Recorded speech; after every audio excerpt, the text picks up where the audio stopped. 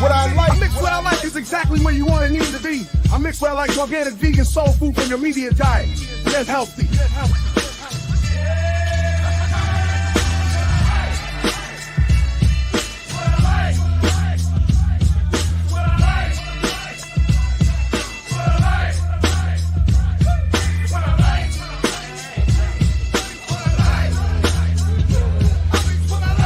I mix what I like, what I like, what I like, what I like, what I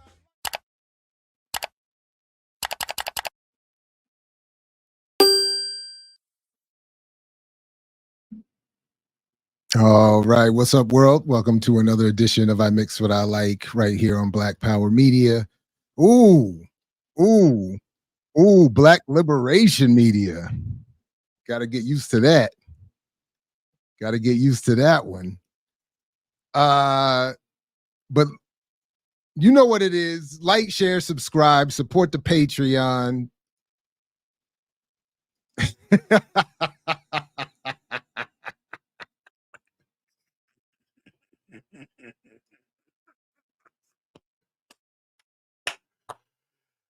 The chat. What's up, everybody? Absolutely pause on that. My apologies. Got to get used to it. We'll get there. Black Liberation Media. 20-some days left in these demonetized wilderness streets. So whatever you can do via Patreon, please support. At least join content. We are working some things out where more content will be there. But yeah, a lot to get into this evening. But yeah, I guess that's it. Just like, share, subscribe, be in the chat. Welcome, everybody. And if you see and hear this later, welcome to you as well. But let's do some football and politics. Don't have much, no audio for this clip. So it's football, politics, and race. Daniel, what's up? Mutanda, what's up? Robert, I'm sure will be here and is here. What's up, fellas? How's everybody feeling? Feisty? Good. Thanks for having us. No, man, this is great. First of all, before we get to the more serious stuff, how's any thoughts about France going out? Did you all watch? Any thoughts on that? Folks saying Mbappe is finished. I'm kind of happy. Yeah, because they were playing horrible football. So Spain deserved to be in the final based on the football that they played throughout the course of the tournament. So France being out, maybe that causes a bit of change with Didier Deschamps. Maybe you get Zidane in. So there's some things that could be happening over there. But it's a net positive, I think. For the tournament, for me, because I have to watch them. I don't have to, but, I force myself to watch. So it's a good result. Yeah, Spain's class. France hasn't done enough this tournament. So 16-year-old Yamal, how do you say it? Lamine Yamal. Mm-hmm. Baller. Amazing. Goal of the tournament. No? Yeah, had to be, right? That goal was crazy. 16 years old, turned 17 on Saturday. I thought that was crazy. Very impressive goal.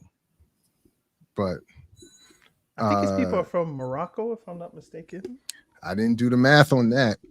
Morocco and maybe Equatorial Guinea, I think is where his people are from. And then Williams on the other side is Ghanaian. So, And he's young too. He's not much. I mean, what is he? He's not much older. 21. Something like that. Yeah. They're nice. All of the teams in the finals, at least in the Europa League, in the Euros, England, Spain, France, Netherlands, they all have Africans on their teams. Oh, I mean, yeah, I wasn't even going to get to that part yet. I was just, yeah. I mean, but that's clearly. But yeah, go ahead, Mutanda. Go ahead. No, I was just England for me is I wanted them to get knocked out earlier, just for and again I'm saying this just purely footballing reasons. They think they've been awful, and I was annoyed when they scored.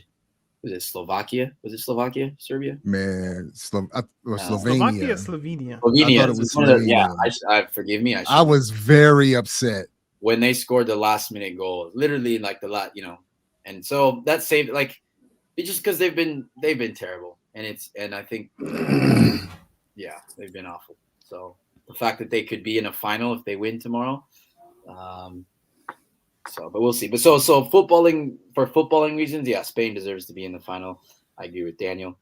France disappointing. Mbappe had a chance to equalize. Had a couple where you think, oh, maybe he put it. He takes his chances. France was nowhere near what they have been in the past. I miss Paul Pogba for France, honestly, but there's that. That's a good point. I agree.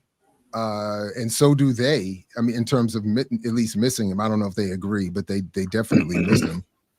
And I mean, I thought, the first 20 minutes, the game seemed kind of hot. I mean, I thought, Mbappe was involved in the goal, and he drove on the defender, looked like he was about to be active without the mask. And then basically nothing until that semi chance at the end. If I remember correctly, I don't feel like he was involved much at all after that.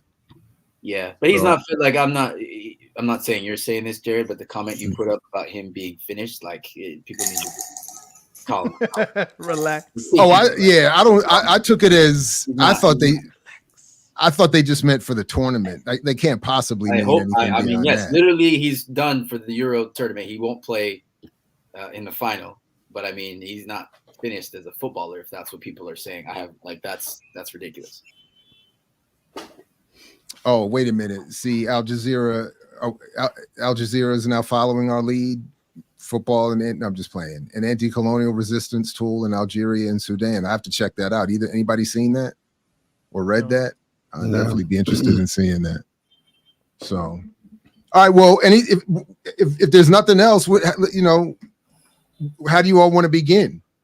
The debate has been raging in our WhatsApp chat. Do you know what? Okay, yeah, go ahead. I want you to start, Dr. Ball or Jared. And I want you to lay out.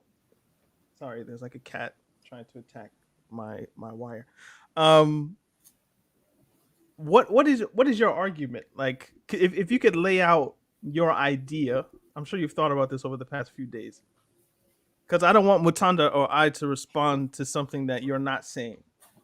So I would prefer clarity on what you believe, your point, and then we can respond from there if there's anything to respond to, like if there's a point of disagreement. So what I'll do, fair enough. What I'll do is I found this article in The Guardian. I actually was looking for a few things, and that came out in 2021 from Reagan Griffin Jr. As March Madness rolls on, so will the myths of Black athletic superiority. And it sort of touches on a number of things, including a conversation that I ended up having with a group of friends over the weekend, over dinner, and some very good rum. I got to get the name of that again. I forgot the name already, but which is terrible, as much of it as I was drinking. But but the article sort of covers at least a number of the things that came up in these discussions that I think deals with the point that I'm getting at. The short of it is, what I'm simply saying is that, like my approach to most things, the results we see materially are the intended results of institutionalized systems, of colonial relations, of social constructs. So when we're talking about why do we not see, if the question is, why do we not see many more Black Americans playing what this country calls soccer, what the United States calls soccer. I'm saying it's got a lot to do with Robert's argument around the economic influence and political influence of the NFL to keep its crop of pun intended black athletes, and other factors that we can get into when Robert's invited to speak and talk more about it. I also think but it also has more to do with emphasis and influence, culture, politics, social relations. So I do not believe in any inherent or innate superiority to groups. I do not believe in innate or inherent proclivities in terms of entire racial, which is a social construct, or ethnic, or any other formation groups of humanity. So the results we're seeing are a social construct. So, and even when the issue of so-called breeding, as it's been discussed in this country, comes up, I think this article approaches that subject much as I would as well, which I know we didn't get into when we spoke, but it definitely came up over the weekend. So let me just quickly go through this, and then I'll be done, at least unless you all have questions or responses until everyone else gets a chance to speak on it. In 2000, journalist John Entine, forgive my mispronunciation, wrote on publishing the concept of black superiority, athletic superiority, publishing his infamous book Taboo: Why Black Athletes Dominate Sports and Why We're Afraid to Talk About It. Over more than 300 pages, Entine defended the same idea that my classmates and I devised. Black people simply possess an inherent physical advantage for athletic competition. Skipping ahead, but the point being what we've all heard, a version of black people were bred in this country to be athletically, physically superior, and therefore have a genetic advantage on top of other factors. But simply put, this doesn't stand to either reason or science. And as they summarize here, the 400 years in which slavery existed in the United States is nowhere near enough time to produce drastic results in today's African-American population. Not only has there been all kinds of forms of intermixture, not only whatever else has gone on, the simple fact of evolutionary genetic science does not, you cannot change populations in just a few hundred years. These take millions of years for changes like that to occur. But why then do black athletes make up roughly 41% of rosters in 5 major American sports, which is overrepresentative in terms of the size of the population, but is not meant to be, as they say here, overstate the issue. When one takes into account the demographics of baseball, hockey, soccer, golf, tennis, gymnastics, and other professional sports, it becomes increasingly evident that what black people actually dominate are the sports they have access to, which is ultimately the point that I'm making. Black athletes in this country are not encouraged at all through a variety of reasons, some of which we've discussed and we'll come back to today, but they're not encouraged to play soccer or football, world football in this country. As J. Cole expressed in his 2016 song, which shows how old I am, because obviously we would be referencing Biggie for this same concept or somebody else, black people are told to sell dope, rap, or go to the NBA. You know, have a wicked jump shot or sell rock or whatever. Therefore, it only makes sense that we would see such a large population of black children with a burning desire to become professional athletes. Many see sports as the only way out.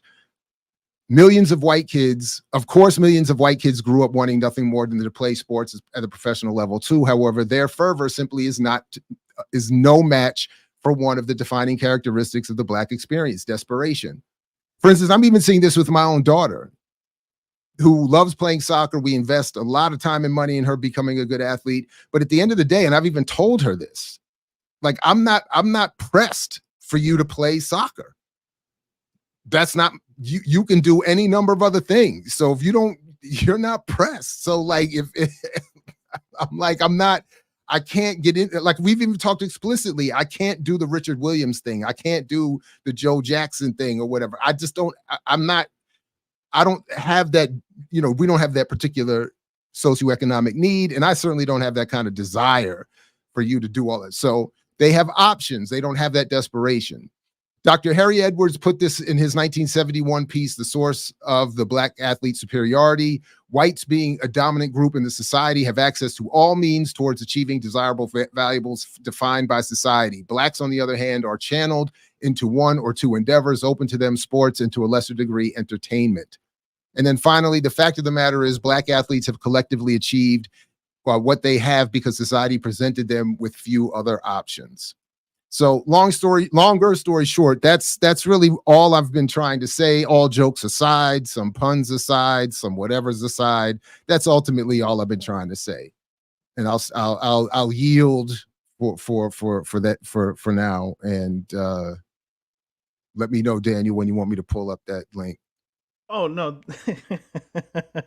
I don't know what it is, but I don't know why you. Do you know what? Save it. Okay. All right. So I would say everything that you said, I don't disagree with. And I would like to hear what Mutanda thinks about what you just laid out, because I don't disagree. I don't think with a single word of what you said. Do you hear any disagreement with Jared's point, Mutanda? This is what I was going to pose a question to Jared, which is, so yeah, I'm with all that.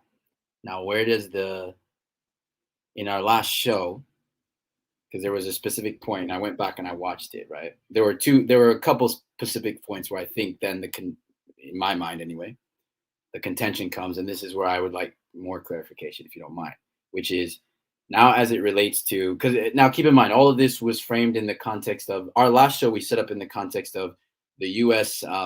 Failure to get out of the group, right? The men's national team, they struggled. Okay. And so then it was like, I think I had brought it up, or somehow this concept of the quote unquote best athletes playing football was brought up.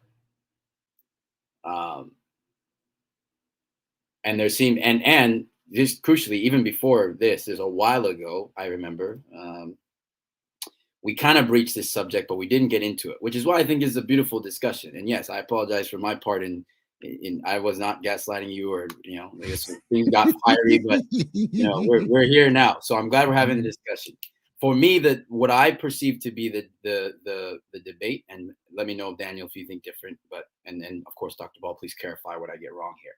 What I presume to be the dividing line here is when you, Jared and Robert, say like the athletes who are currently in track and field, AAU basketball, and like American football hand egg, somehow that these are the athletes, these are the best athletes, and if they would just play football, that whether it's the U.S. men's national team or just in general football in this country, the players would be better players. Am I getting that right? And is that what you heard, Daniel, or no? Yeah, that's what I said, and I hold to that. Yes. Okay. Now, and then my question now is, because this is the tricky part, because I agree with Daniel, what you laid out just now in terms of that article and that idea, and I've heard that before, and I get that. I'm no disagreement with me there. There's a lot of validity there, a lot of truth there. Now, the challenge for me becomes, now, are you saying, and I want to be very clear on this because there's a lot of agreement here, but there is a difference. So now, are you saying that, because I hear you saying a couple of things, are you saying that if they start obviously early enough, okay, that these potential, I'll call them profiles instead of using the word athlete. And by the way, for purposes, for clarity of language, I want to use the word footballer and I want to use the word athlete, because for me, there's a difference, right? But in terms of the body, the profile, are you saying that the profiles that are in track, that are in, top level basketball competitions and in American football, are you saying that those profiles are what soccer needs for the U.S. to be world elite? Or are you saying just the population of people, in this case, Black Americans, who are, I agree with you, systematically kept out of certain places, that if the sport was opened up to include them more, that they would potentially become dominant in the sports. You see how those two things are different, and I'm trying to clarify from. I do, and what I said to you, and look, it's not It's that I don't understand you. It's that I disagree with your. And Robert says it in the pages he wanted us to review for today. Something I also disagree with. You seem to both, as does Jeromeo, think that football is different. You have a football exceptionalist. Different from what? In other words, they're saying that there is a difference, as Mutanda was just saying, between an athlete and a footballer. That's why he keeps bringing up the Busquets example, as if Busquets is the rule. What I am saying is that, yeah, if you take people who are faster, stronger, quicker, whatever, hand-eye coordination, and you put all the emphasis you put into turning them into track and basketball and American football stars into world football stars, you will see a sea change in what professional U.S. men's or whoever sports looks like. Absolutely. And so this idea, I just don't think that as much as I love the sport, perhaps not as much as the three of you, I don't think world football is that unique that somehow athleticism is redefined or whatever. It's a different set of skills that need to be honed, need to be practiced, need to be developed. Okay. So my point of contention that I think that I hear, and it's not just with you, Jared, but this is an argument that a lot of people, certainly I'll just use Americans, because it goes beyond race at this point. It's just the Americanness of how football is interpreted.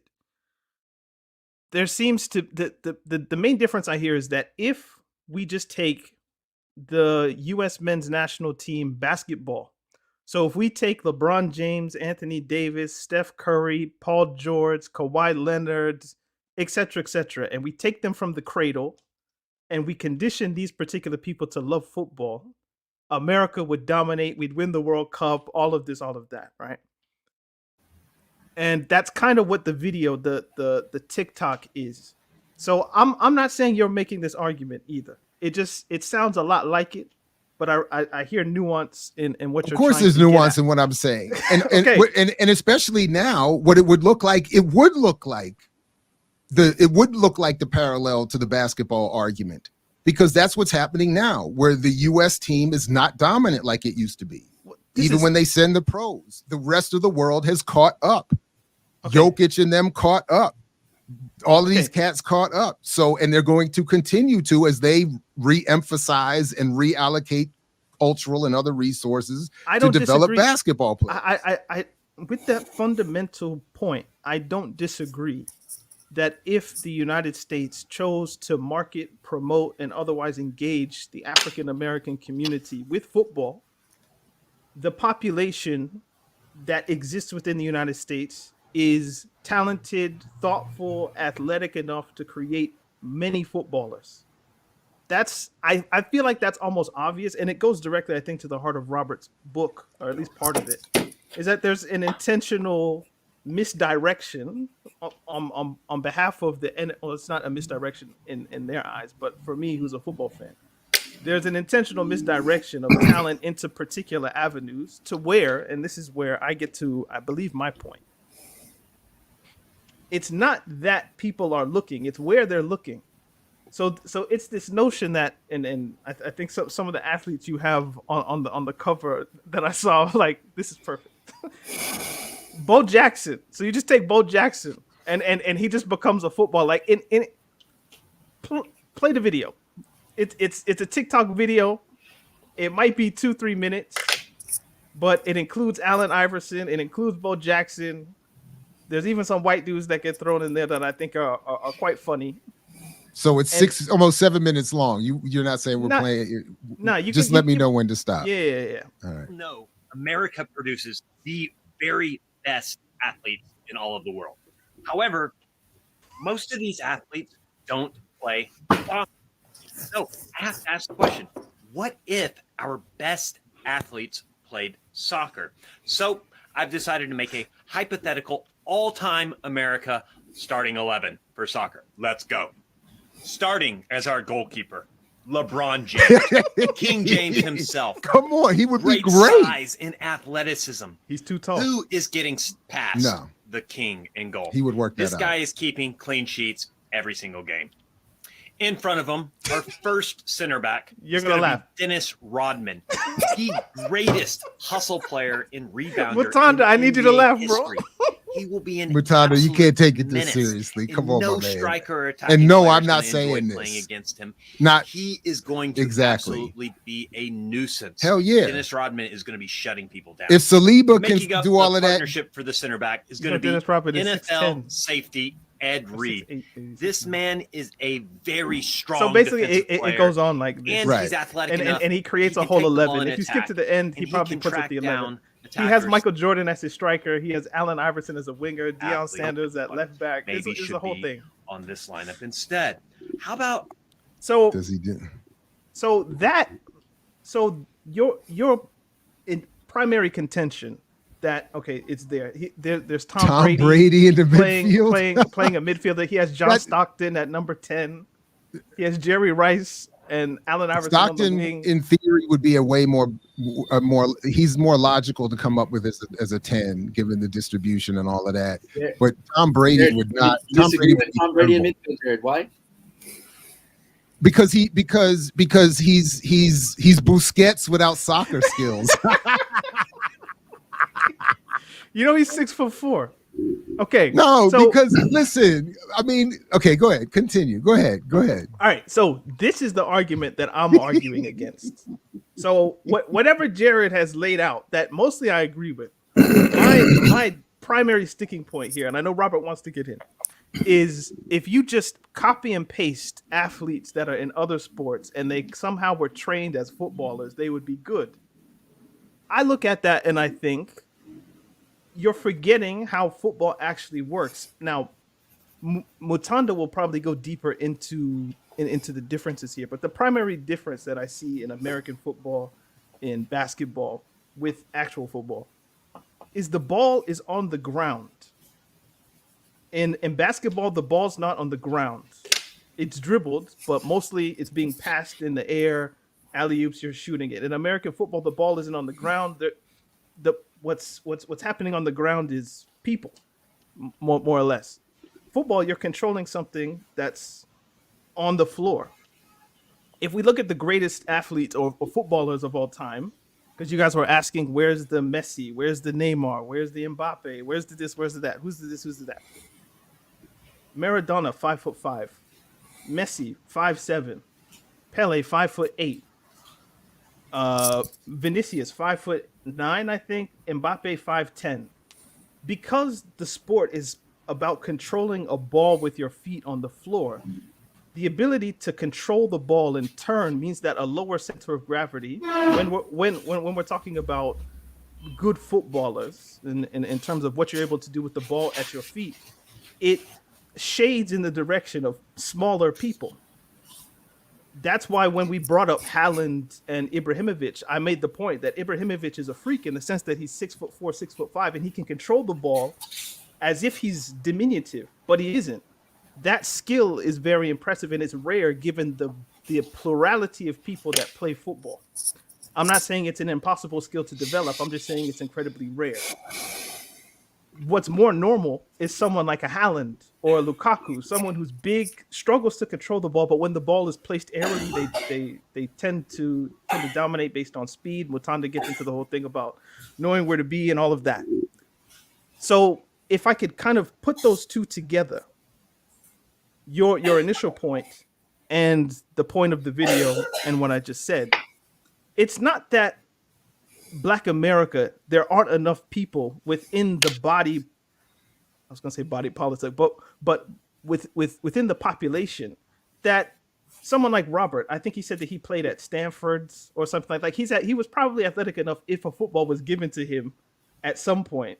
And Robert, how tall are you by chance? 6 feet. 6 feet. All right. So that's normal. But Daniel, do for you know football. how many people say every day in this country, the only difference between me and Shaq and me and LeBron is that they're 6'8" and I'm 5'10", 5'9", 5'7". In other words, I'm not talking like, this is why these silly TikToks can't be used. I'm not talking about individuals and you create a little 11-side map like that. I'm talking about the pool. That's what I'm saying. I'm right. So all I'm, we would be I'm doing saying that is the going focus on the pool is always LeBron. It's conditioned within the paradigm of what basketball is. It's conditioned within the paradigm of what American football is. But go ahead. What I would be saying is the population pool of 40 plus million Black Americans easily produces enough 6 feet and below talented athletes that could be taught the game of soccer to become world-class football. That's what I'm saying. But that's all I'm saying. That's it. I'm not saying you put LeBron there and do that. What I mentioned when I was responding to, and I thought Robert was even clear in making this point, and I really will stop after this, is that when Robert brought up Allen Iverson last week, I didn't take it to mean he or I meant literally the Allen Iverson and only the Allen Iverson. I took it to mean the Allen Iversons in the community that only by 1.000% get a chance to play pro ball in NFL or NBA. What I'm saying, and the rest, and there are so many who are not that far off or as good at the sport who are just a foot shorter. But and that's the pool I would be talking about that would solve your situation. Because then what you're saying is that there is somehow something genetically in Black America that prohibits good footballers. No, I'm saying that if the sport were promoted, it would open up avenues for people who you don't even consider to be athletic to be good at the game. So yes, that's the point of contention. And those they would people be athletic right now. No, they would be athletic. I just don't know who they are because they're not on TV. But they're athletic now. No, Busquets is more athletic than you're giving him credit for. He's not athletic relative to people who play football, or meaning American football or basketball. But those when you bring up the people who are going to AAU. Are you saying that they're going to AAU because they're not athletic? Are you saying people are playing American football because they're not athletic? No, they're going to AAU because there's an industry that is, as Robert is pointing out, targets these kids. That industry for world football doesn't exist. So they go to AAU camps to get out the hood. And Robert lays it out perfectly in the chapters that I'm really going to stop, where he's saying that there's no pay structure in pro soccer here to induce people to stay in that lane. So they're not going to stay in that lane.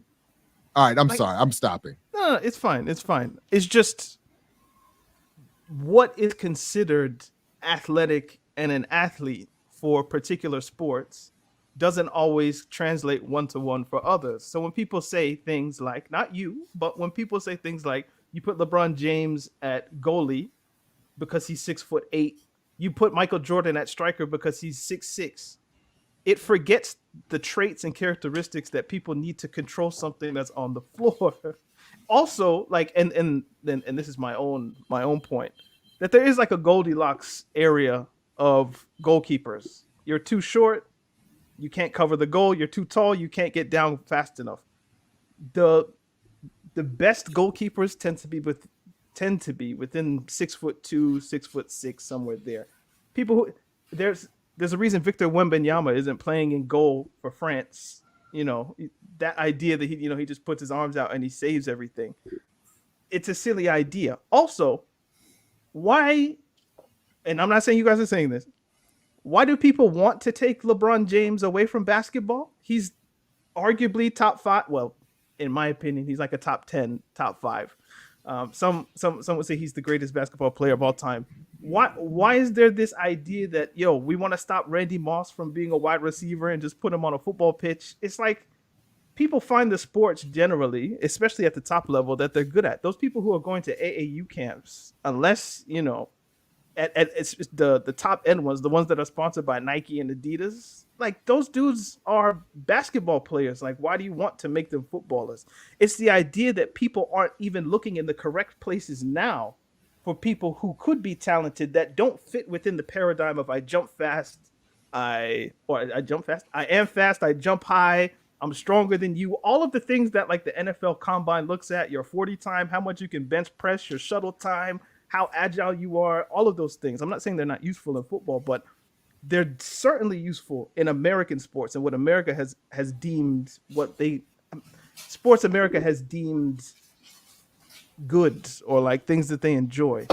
So I'm saying that, and we agree on the pool, that if you expand the pool of African people to everyone, not just people who are athletic or athletes, that then opens football to millions. I'll shut up though. Robert, Mutanda, either one of you want to jump in so that I don't want to just keep dominating the I mean, I can try to make a few points. I mean, I think that I mean, and, you know, obviously you guys step in when you think it's warranted. I think that the idea of the quote unquote athlete or the black athlete, I think it requires, at least from my perspective, requires like a retrospective, right? And we don't have to focus initially on football. We can go back to, say, baseball, and the whole notion of apartheid in the United States. I mean, I'm old enough to remember. I'm sure you guys missed this for sure, but I'm old enough to remember when the myth in the United States was that blacks could not be long distance runners. Okay. There was a dude from Kansas named Jim Ryan who broke the 4-minute mark in the mile. And when he did that, I think he was still in college when he did it. But when he did it, there was, you know, ample discussion about the fact that that distance was too demanding physically, and blacks couldn't handle it. Blacks could not run below a 4-minute mile, much less a 10K or a marathon. Of course, you flash forward 50 years, and the tables have turned, so to speak. I also remember very well when, and you know, St. Louis, when I grew up, was considered the southernmost baseball town in the United States.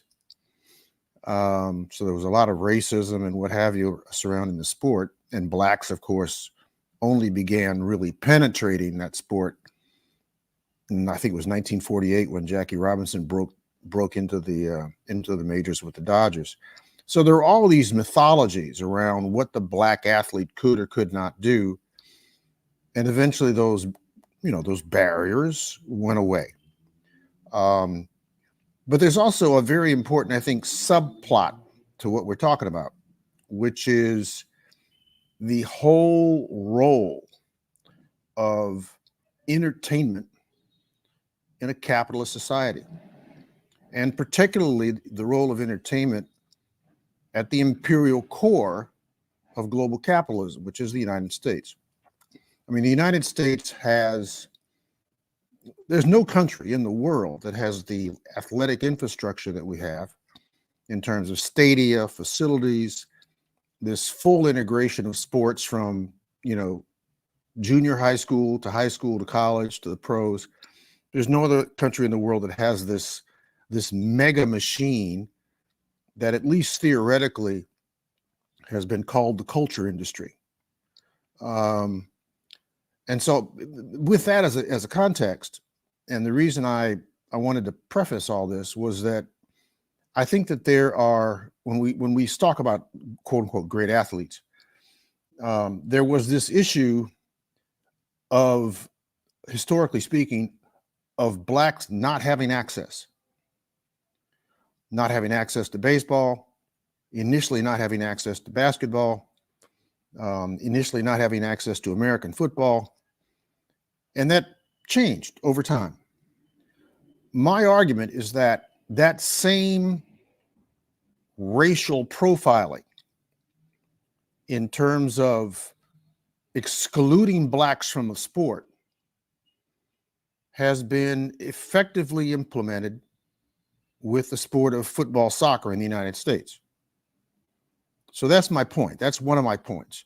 The second point is that the prime mover, my argument in the book at least, is that the prime mover in that exclusion of blacks from soccer is the NFL. And that they had quite literally a business reason to do that. And the business reason was pretty simple. Almost 3/4 of the athletes in the NFL are black.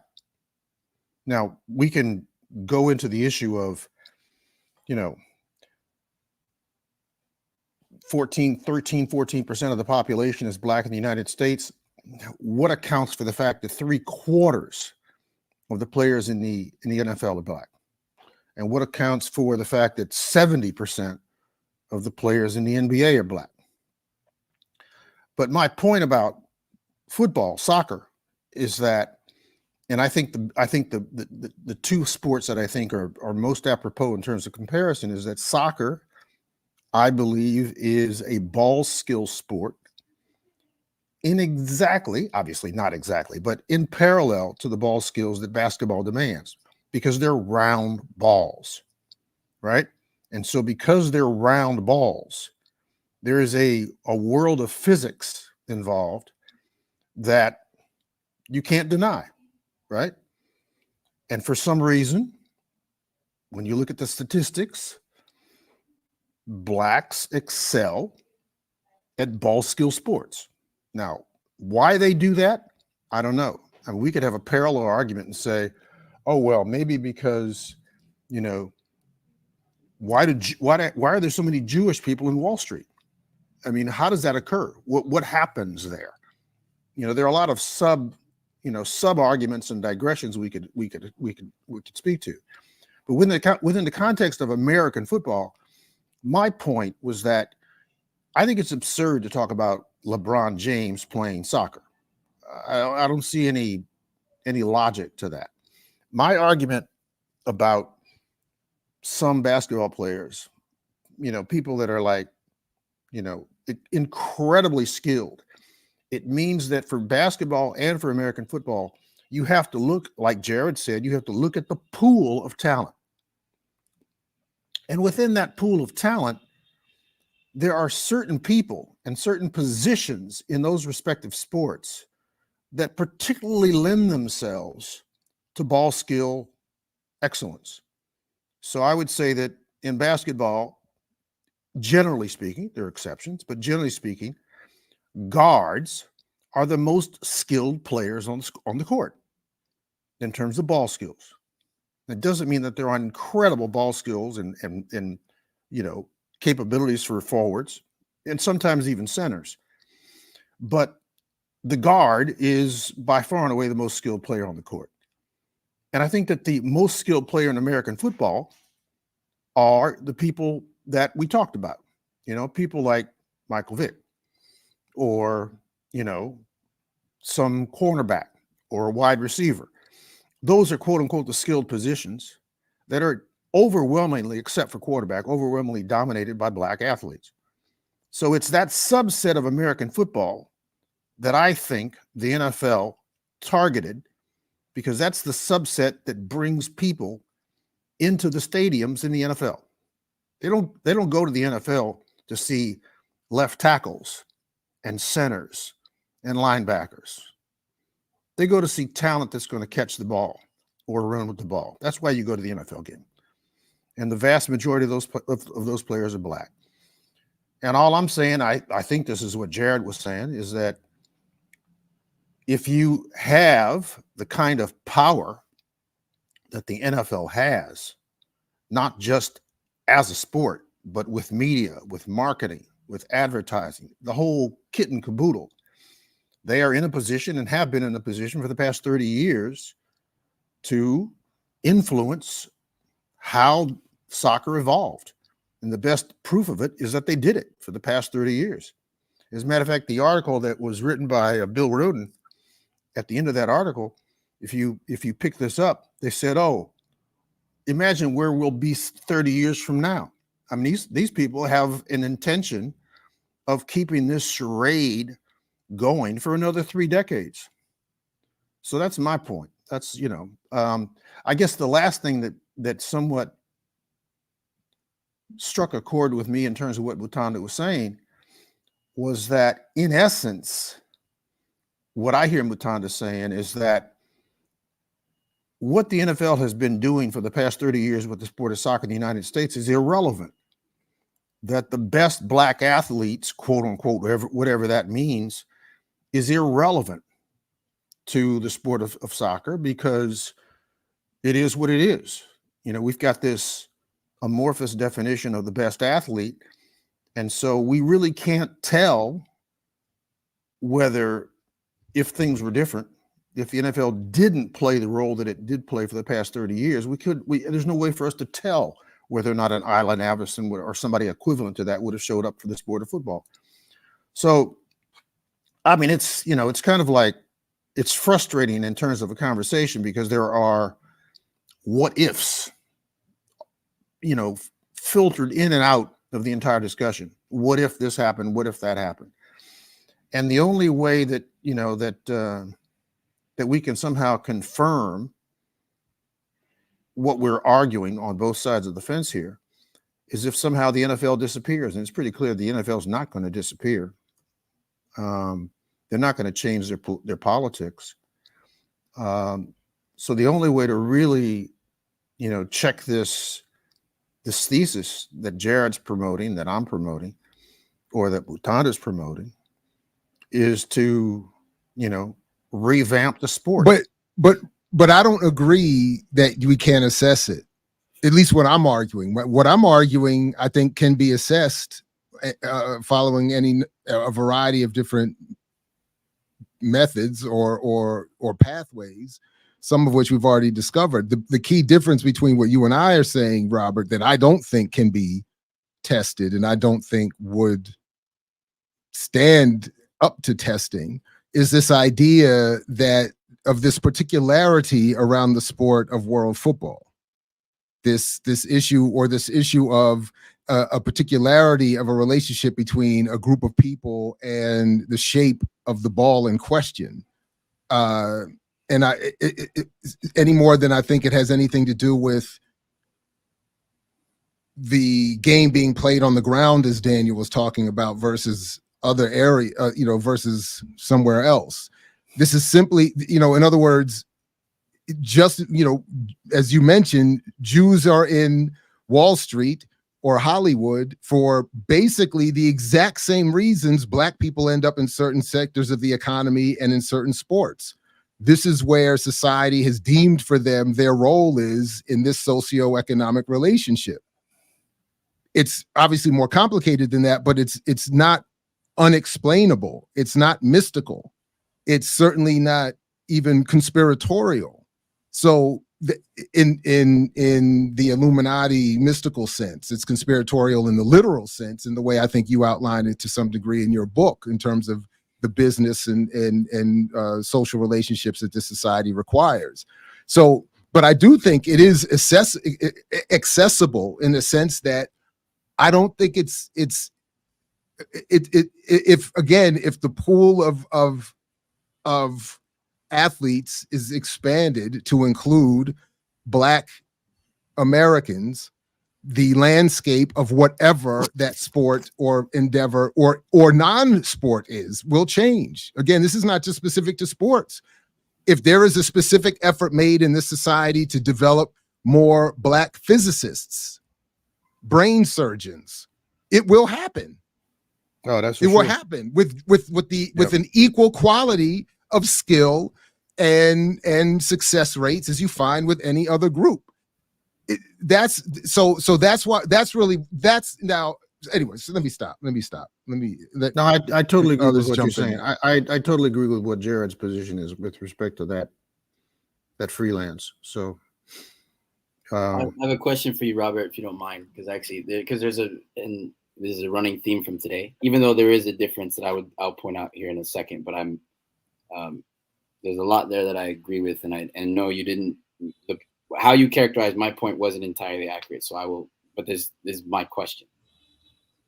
So with regards to this Roden article that was put in the chat about MLS understands the need for more Black U.S. soccer players. You're right.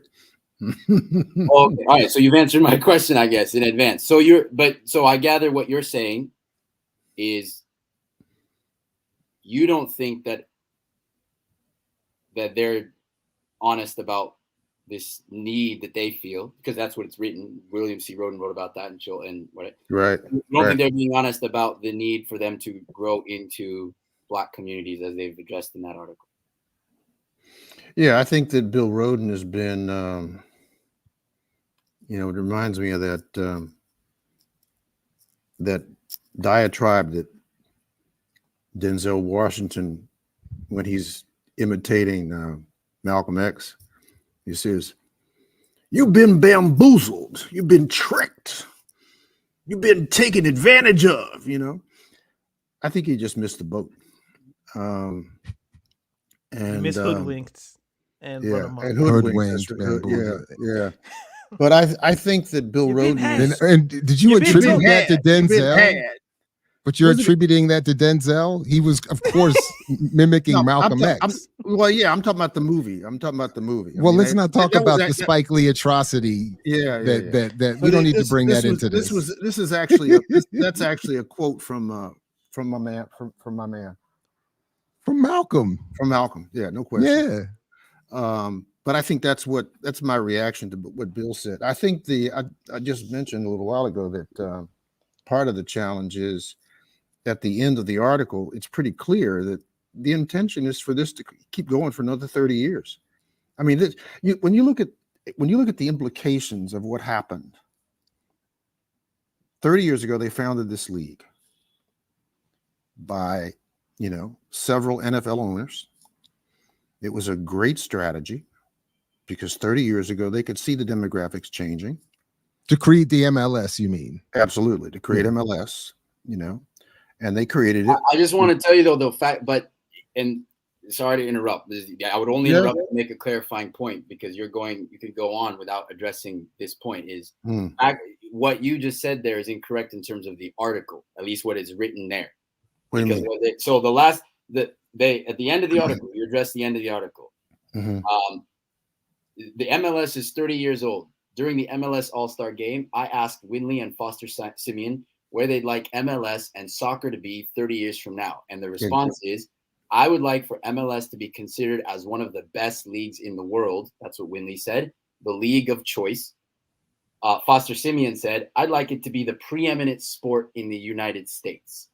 There's no part of anything that I'm saying that's dismissing the NFL as going anywhere anytime soon, which definitely part speaks to what you're saying.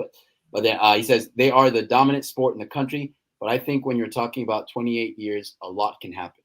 So I stopped you only because what they're saying is they want soccer to be the preeminent sport. But right. Well, so I think Ed Simeon is probably genuine in his intent. And I don't know the other gentleman who works for MLS, but I would say that he's mouthing what he's been told to mouth. But Robert, you would still be right, because you were saying they got hoodwinked. They've been bamboozled. Oh, so yeah, he may be sincere, but you're saying they've been tricked. Yeah, I think exactly. Run amok. Right. So I think you're right. That's a good qualification, Jared. Yeah, I mean, it's a shame, but I mean, the only critique and problem that I had with Butanda's position was that to the position you understood me to have. Okay, I'm willing to say that the position that I understood you to have.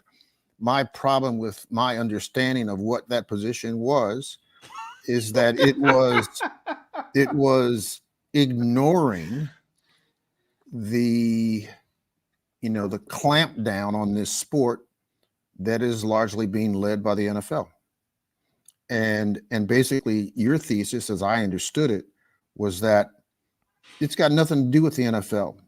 We've got black players coming into this sport, and they're good. They're better than you realize. And they are, quote unquote, eventually going to get there. And I think my response to that is that there's a difference between a black middle class or upper class kid coming out of a decently situated suburban environment than a black athlete whose mother's on welfare and whose dad is, having problems. I mean, inner city, even though the inner city is different than obviously middle class America, when you come out of the hood, you've just got a different attitude about life, including sports. And it's exactly that athlete that's being channeled into the NFL. So I think there's a subset of NFL players, mostly wide receivers, running backs, cornerbacks, some quarterbacks, who, are in the range of 6 feet, 6'1", 6'2", who are absolutely exceptional athletes. And if they had this sport, football, what we call football, and they were getting world-class wages like you can get in England or, Spain or wherever, I think they would choose football instead of American football, because the longevity of their sports life is greater. Their global exposure to commercialization and monetization is greater. And they don't run the risk of permanent physical injury by playing this sport when you compare it to the NFL. So that's my pitch. So go ahead, Mutanda. So I was given an opportunity. So Daniel, why don't you? Oh, sorry. Well, I wanted you. Oh, go ahead. But I No, wanted you to take go. the time to lay out what it is Likewise, that we've got wrong and Yeah, that because you're we've heard a trying lot to say. about what Mutanda has tried to say. I'd like to hear. Yeah, so Right. let's let what Mutanda tell us what are what you he's saying, bro? What are you saying? Speak. It's funny because this is why I think I'll express first of all what made me frustrated in the last show is that a lot of these points. So candidly, and I think Jared, thank you for clarifying that, and I understand your point. I think based on how you summed it up, I knew it before, but I do think it got lost because there were several things you were saying all at the same time, and I think it because on the one hand, and maybe he'll acknowledge this now. On the one hand, when you make the argument about the pool of players and an untapped population, right? For all of the socioeconomic, political reasons that it's suppressed. Again, no disagreement from me, and I get it, and I 100% co-sign it. Where it becomes sticky is again, and you said it already. So I wrote down a couple of things that you said, which and this is how I felt. So if this is wrong, you tell me if I'm wrong. But how it felt to me, and I think maybe Daniel at times too, is you did this dance between making that very astute point about the population pool, right? Very astute, very spot on, but then also making points then with regards to football that it's not just my opinion. I would say I will try to show. Robert said, "Show me" last call, and I'm like, "All right, I'll show." Because here's the difference: is that when you say, Jared, for example, faster, stronger, quicker. You even said hand-eye coordination as one of in terms of right. And my point is like that's why even my clarifying question before Dr. Ball was there's a distinction between the pool and expanding the pool and tapping into that talent, and who knows how it would happen. And probably what will happen is a great deal of black footballers will rise up. There's a difference between saying that and then saying, hey, the athletes who are in track play AAU basketball, which, by the way, AAU basketball is not cheap, folks. Like, let's be real about it. Like, all youth sports are going through the roof in terms of travel leagues, and it's getting crazy. So there's that. Or who are playing gridiron football. Those athletes right now, that if you just that because they dominate in those sports, that there's some sort of transfer that can happen with football, and that's what I perceived you to be saying, and that I do not agree with, and I think there's ample evidence of why that's incorrect. Now, if that's you not would have to show me. Well, then I'm in the show me situation too. Because what evidence would that be? Because, for instance, Robert, and I wrote this down when Robert, I think, was talking. Yeah. And the issue of the combine in the NFL came up, and the note that I put here, because in a very low level, brief way, I lived this myself. People prepare themselves for the NFL combine and not to play something else or to be high performer in another sport. So in other words, because the NFL is the dominant sport with the highest salaries, et cetera, and so forth, and it tells you run a 40 and bench 225 X amount of times, that's what we do. I went out and did that. Now, I think myself a pretty damn good athlete. Pretty fast on the track, pretty good on the soccer field for a little bit of time, for a brief moment once early on for a hot minute. I want to see those videos. I would love to see those videos. Hey, I come from an unphotographed, unvideotaped era of life in this world, unfortunately, but, or fortunately, I should say. So I don't know. But my point is, successful or not, the point is I was preparing myself to run a 40. I wasn't doing cone drills and wall drills and shooting drills and preparing myself to get on a soccer pitch. So that's really all I'm trying to say, that if someone can train themselves to break world records on a track and to dunk a basketball or to shoot threes from mid-court, they can train themselves to be good world football players. And here's my question to you. At what point in their sporting journey would you want them to start for football? I'm saying the same thing, the same energy. So whatever would turn, again, I'm not doing the exceptionalism thing here. That's where I was accusing you of doing that in our chat. No, what I'm saying, so I'm saying, if to create Messi, you gotta abusively, because I think this is abusively, remove him from his family and switch him to another country and inject him with steroids or whatever they gave him as a little kid, try to make him grow. Whatever the hell they were doing. If that's what you got to do to make a Messi, that's what you would have to do to make a black one. In other words, if you got to put in the work. Maradona wasn't injected. I know. I'm just well. Later in life with other things that worked against him, maybe, yeah. Right. But what I'm saying is, whatever goes into making anyone ever a top class anything, that has to be put in terms of effort, accessibility, resources to black people here, and you will get largely the same results. That's what I'm saying. That's it. So I'm not saying take the kid after he's been playing basketball for 15 years and then put him on a pitch. And that's not what I'm saying. Okay. But and this is the first time that's, at least for me, that part has ever been somewhat made clear. But even on that point, Jared, this is what I mean by there's still a football. I'm not even, if you don't want me to use the word exceptionalism, can we all agree? Every single sport, you just spoke to it. Every single sport is different, right? And requires different things. And what I'm responding to, you guys asked what my stance on this. I'm making a very modest argument compared to the very deep and again, things I agree with in terms of the colonial. Roger talks about the imperial core and the role of sport as entertainment and the role of all that. Listen, it's this point for me. My mission, I guess, and what I was trying to explain in the last show and everything I've put in the chat corroborates this point, which is that in the United States of America, there is a love affair. There's an entanglement between how people define athleticism and how they view that, especially in an American context, given the sports that are dominant here, right? And the particularities associated with those sports. So when we talk about these sports, like hand-eye coordination, yes, speed, strength, vertical, all this stuff. There's entanglement with that, with then viewing world football with the same lens.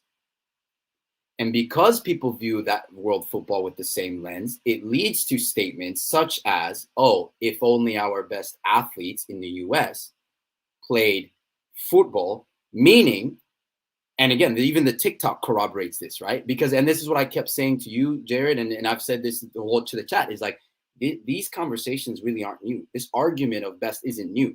What is not new but different, and this is why this space is precious. What's different here is we're going deeper into the, when we talk about the imperial core and the reasons why Black people's engagement in this sport or anything is suppressed and all that, like, and then diving into that, which is a slightly different tint. But when it comes to the actual on the field, right? And again, this is where, listen, I hold my hand up as an expert because I'm in it, and I've taught and I teach. I don't just teach white kids, right? I've taught. So these very same communities that we're talking about, or that William C. Roden is writing about at a distance. And by the way, I've also met with Shola Winley before, and Don Garber. It was really fascinating. That's a whole other talk. And Ed Simeon.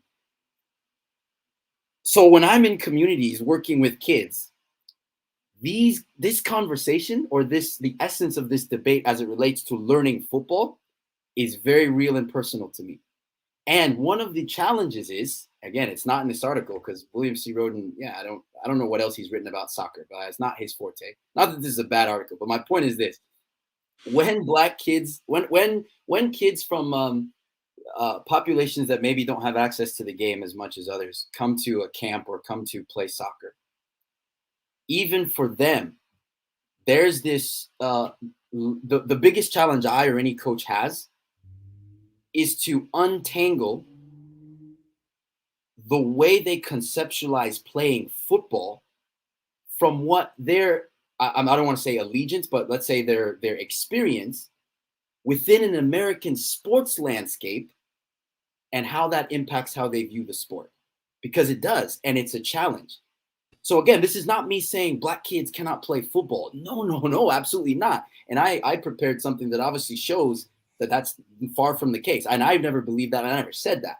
But what is 100% true is there is an American mentality, and it's not just a white American mentality. It's also a Black American mentality, right? The only difference is the Black Americans can say what's been said here, which is, hey, our entire population, for the most part, not entirely, but for the most part, is shut out of this sport, which is true. And white people can't necessarily say the same, right? Or poor whites can, but white people can't say the same. But what I can say as a practitioner of the sport and someone who's been around the world teaching and experiencing the game, playing the game, I can tell you this. And I was just on a call yesterday with a colleague of mine from Columbus, and we were discussing about these things, a Black coach in this MLS space. And we were saying, look, nobody in the rest of the world, when they play either a club team from the US or the national team programs when they travel abroad, nobody in the rest of the world goes, God, we smashed that US team, and the reason is because they were not athletic enough or they were not physical enough. They don't say that because it's not true. It's never been true, especially on the women's side, but even on the men's side, or the boys' side. That's not what happens. They look at the US as tryhards in football, physically competing, to the max, and with exceptional athletes, right? Or profiles even, exceptional. What is also true, though, is that they look at it and they say, and this is true, this is my experience as well, there are footballing reasons why US players or players from here and US teams struggle that have less to do with this athleticism that some people champion with, comparisons to other sports, and have more to do with the lack of quality football coaching, different environments, all the challenges that are in the US that are, again, that can be explained and they're footballing reasons. But so that's my stance, is like, we have to, okay, a couple things. One, whatever kids are saying about who they're competing against is irrelevant to what is actually going on. That's just not a compelling. What do you mean? Sorry. So in other words, when you tell me that when people from other countries beat United States soccer or football teams, they're never saying it's because of a lack of athleticism. That to me is not a compelling argument, because being a good player, even being a good coach, even being extremely knowledgeable of the game does not mean you understand the specifics of this country's history as it relates to race and its relationship to Black people. So this is why for instance, when you say Bill Rhoden doesn't write enough about football, Bill Rhoden has been writing a lot about Black people and sports in this country for a long time. And he understands that, I think, as well as anyone who's allowed to have some sort of commercial mainstream journalistic career. So, and I think he's exactly right when he's saying what he said in the article, that the MLS is saying we need to get more Black kids in here because that community is producing athletes for other sports and we want them to be produced for us. So just real quick. Yeah. Again, and you keep bringing this up as if, and I heard, and Daniel, and all of three of you actually, because Robert, you write a version of this in your book, and act as if soccer is some special sport, and it is, and that other regular athletes can't conquer. And what I'm saying is that's entirely wrong. So whatever those people are saying about or not saying about the athleticism of the U.S. men's national team or national teams that they end up playing is irrelevant, because none of the communities that are dominating men's national soccer in this current moment are producing world-class athletes in any other sport, anywhere else, anywhere. So it is perfectly logical to say, when we're talking about a sport, that if communities that are producing world-class athletes in all of these other sports that they're given access to are not being accessed here, that does devalue the quality overall or the potential of those you're investing in to develop into footballers. So if those kids, if young people are saying we're beating the U.S. team, and it has nothing to do with their lack of athleticism, then they are young people saying that though, Jared, and that's why I'm not that I'm talking. Well, they're wrong, but they're all wrong. Anyone saying that is wrong, because you're still not competing against this country's best potential crop of athletes. Okay. Period. All right, I have to ask you this simple question, Jared, because you're stuck in a place that that's hard for us to argue, for us to talk about this anyway, because you're stuck and you're not going to move. That's fine. But here's my question, and then you would have to convince me that football is not a sport before. You're right. I am stuck in that. World football is a sport. Let me ask this question, and maybe you can. Okay, my bad. Go ahead. So you the gates have been opened, and there are resources in, pick your city, but Baton Rouge, Louisiana, and you have a soccer, and you don't have to do it personally yourself, but you can assign coaches to do it. But you're starting a soccer camp and you're going to coach kids. Okay. What are you going to teach them? What are you going to teach them first? Or and not just how, what are you going to teach them first, but you know what I would do? What is what is going to be your process to get them to a world-class level? That process that you spoke about in terms of if we're talking about the change that would have to occur that Robert talks about, and I'm giving all this resources, I would go all over the world, look at all the top academies and all the best training situations, all the top teams, and I would look and mimic how they set it up. I would institute relegation in MLS. I would and develop. But I'm not talking about MLS. I'm just talking about your own personal. No. What I'm saying is But what I'm saying is, because what I'm hearing you is what I'm hearing from you is an entire different world exists now.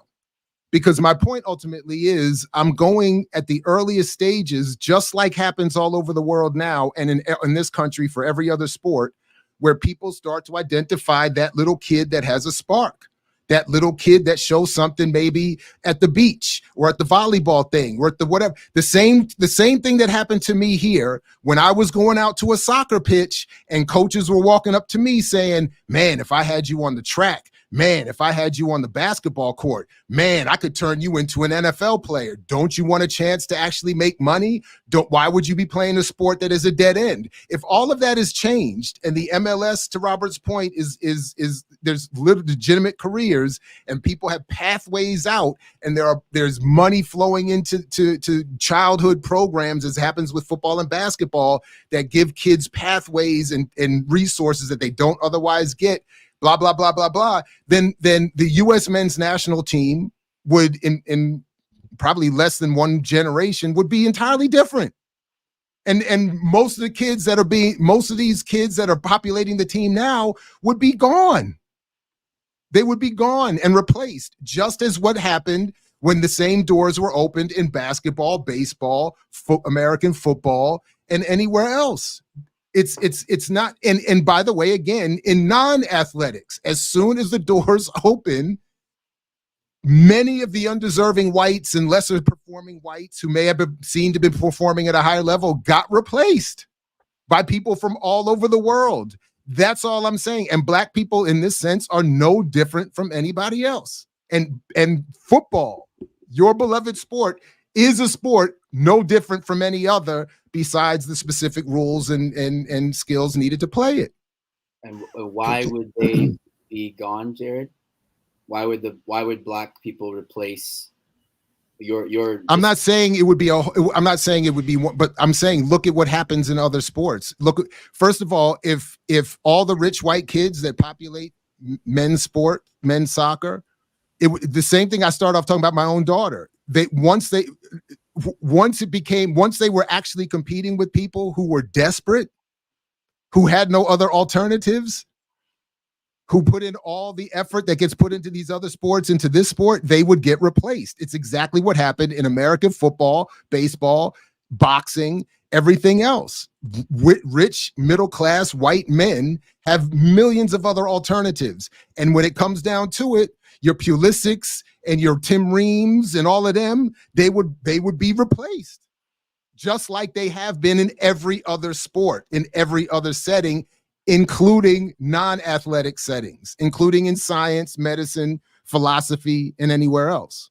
So I have two final questions. My second to last question is, so then, Jared, how do you explain the fact that in world football,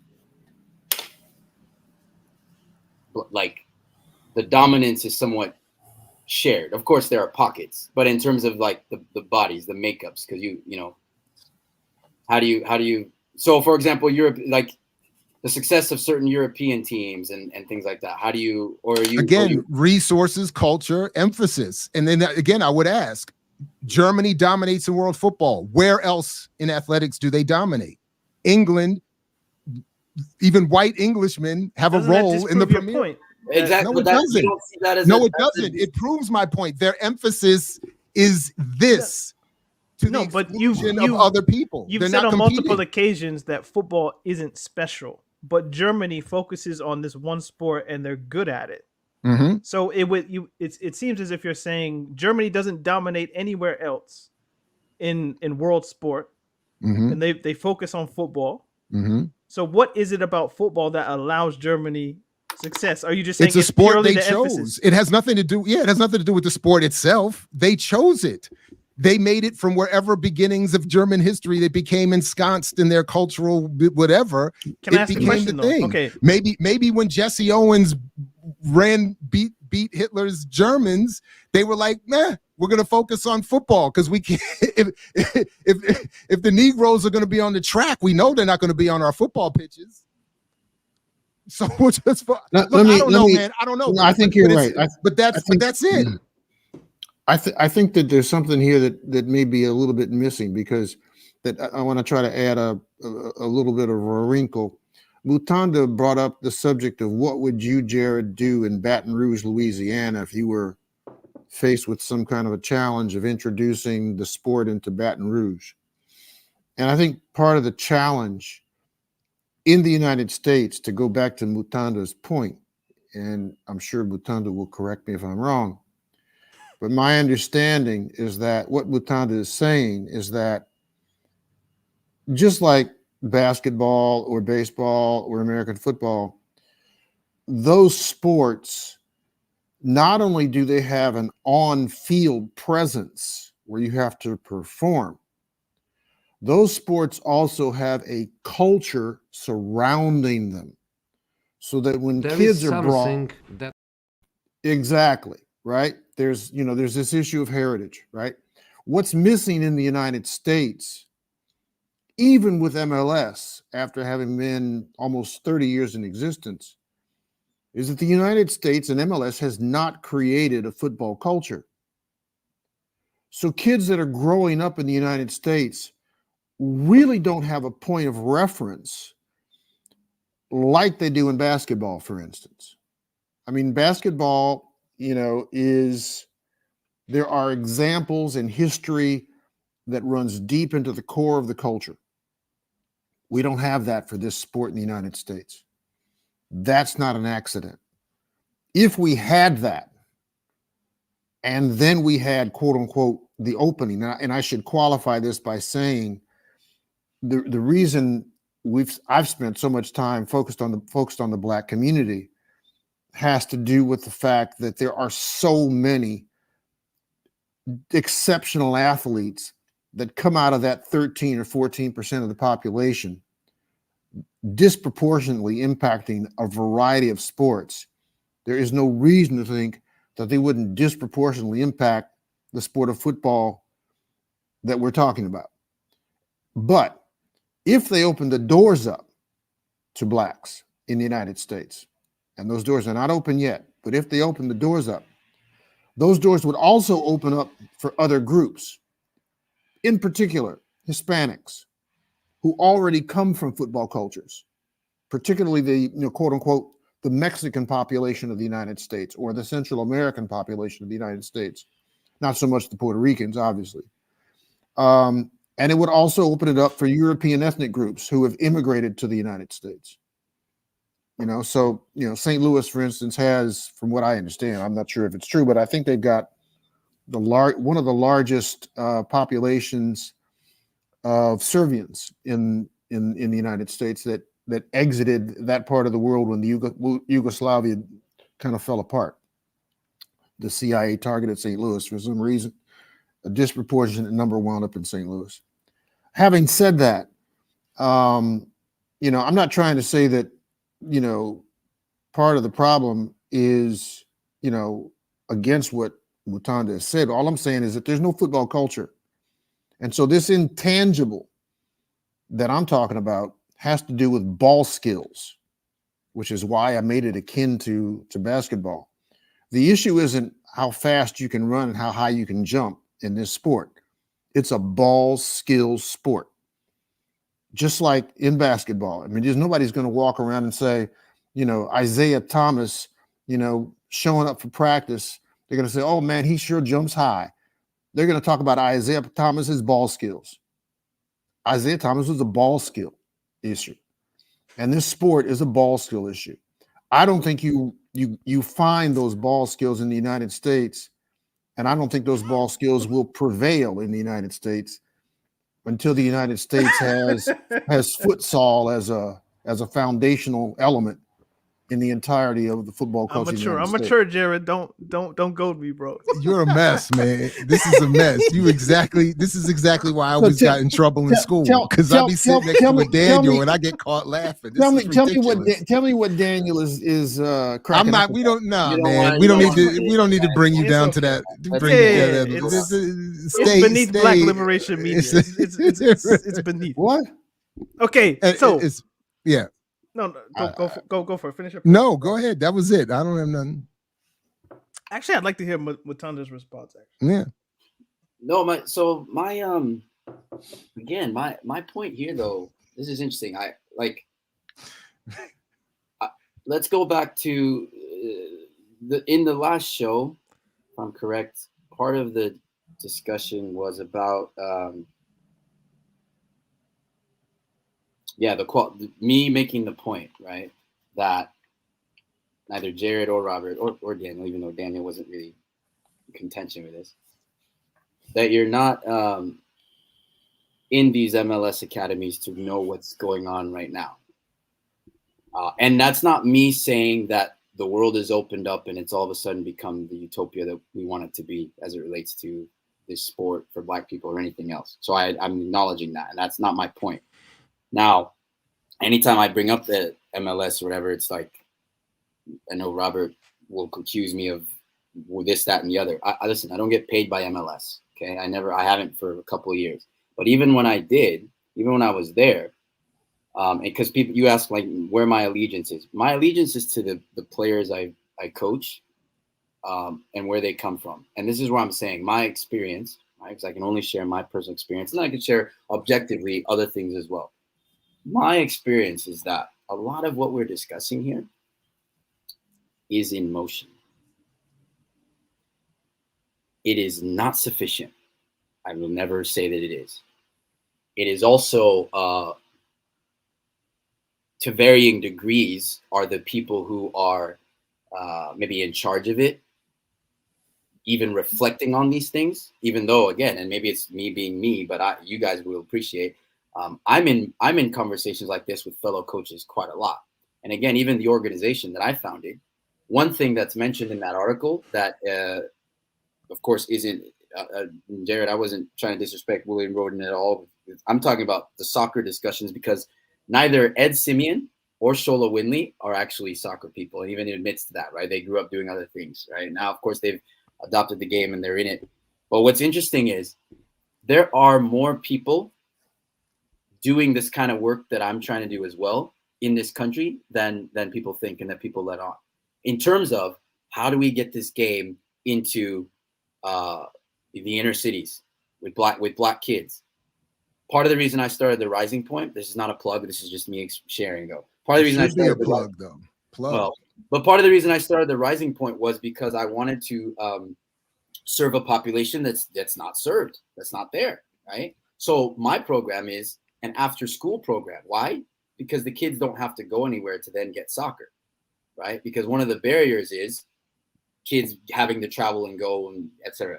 So I'm at an elementary school that serves low-income kids, a lot of black kids, immigrant kids as well, Asians, Latinos, in a very, very white American city. It's been my experience that the kids I get in for the soccer program, of course, are challenged for a number of reasons, because they haven't had access to this and that and the other. But what I found in our discussion, going back to what we had, the big contention I had was around this, and maybe it seems like it's just a prideful thing, but it's to me, it's a lens, right, with which we view the game, is this tag of like best athletes, or like if only these athletes were playing. What it prejudices and what it shows, and the reason I keep sticking on this point is, in that world, Jared, where all of this is opened and you get these, and you have, for example, a soccer club that really caters to a black population, you would still, if certain things aren't addressed, which is where I'm coming in, where I'm making my points, if certain things are addressed, Daniel's nodding because I think he knows where I'm going. Yeah, I knew where you were going 5 minutes ago. You would still get the same arguments that are being made today and that have been made about this idea of best athletes, because unless the people, and this is why I asked you the question, Jared, and maybe it wasn't a good question on my part, but unless the people who were running the soccer program understood something about football, and this is where, yes, listen, I'm going to keep saying it. If you don't like it, you don't like it, but football is different than other sports. It's different than basketball. It's different than American football. It's obviously different than track. Track doesn't have a ball, and it's not an invasion sport. So what that means is, though, if as a coach, and I'm not saying, when I say that, I'm not saying it's better. Okay. I like it better, but that's me. That's my, I'm not, but you can't be you can't run track without being a good athlete. But that's all I'm saying. I know it doesn't, Jared, but Jared, let me explain, because beautiful. We have a disagreement on this, and that's fine. But this is my point. Exactly this. This proves it. In a place where I have a soccer club, I would have to contend, if I'm running it, me right now, if I'm running it, I would have to contend with parents like you, Jared, who are well-meaning parents, who are intentional, who love their kids and who want their kids to be better. I would have to contend with the mentality of, hey, this sport functions differently than these other sports that I've named. And the reason that's important is, hold on, let me finish. The reason that's important is whoever in that crop of, this is all black players, by the way, whoever I choose in that crop of black players to become, to make up the team, and then we're going to go out and compete wherever we're going to go compete, the profiles in terms of their physical makeup wouldn't necessarily match the profile that a lot of people claim as these are the best American athletes, right? But that's not what I'm, but that's not, again, I have never said anything about the size or physical characteristics of the best athlete. I've just said best athlete. Because how do you again, define it though, Jared? Because again, you keep asking me this, but I'm saying I define it as any popular conventional person would define athleticism. And that's why I keep saying, and I was bringing it up. Which is what? Everything I already mentioned. Hand-eye coordination, coordination, speed, strength, power, jumping, name it. All the things that you would need to be a good soccer player are Wait, stop. I didn't say that because I listed speed on the list that's all you need. But speed on the soccer pitch is a value.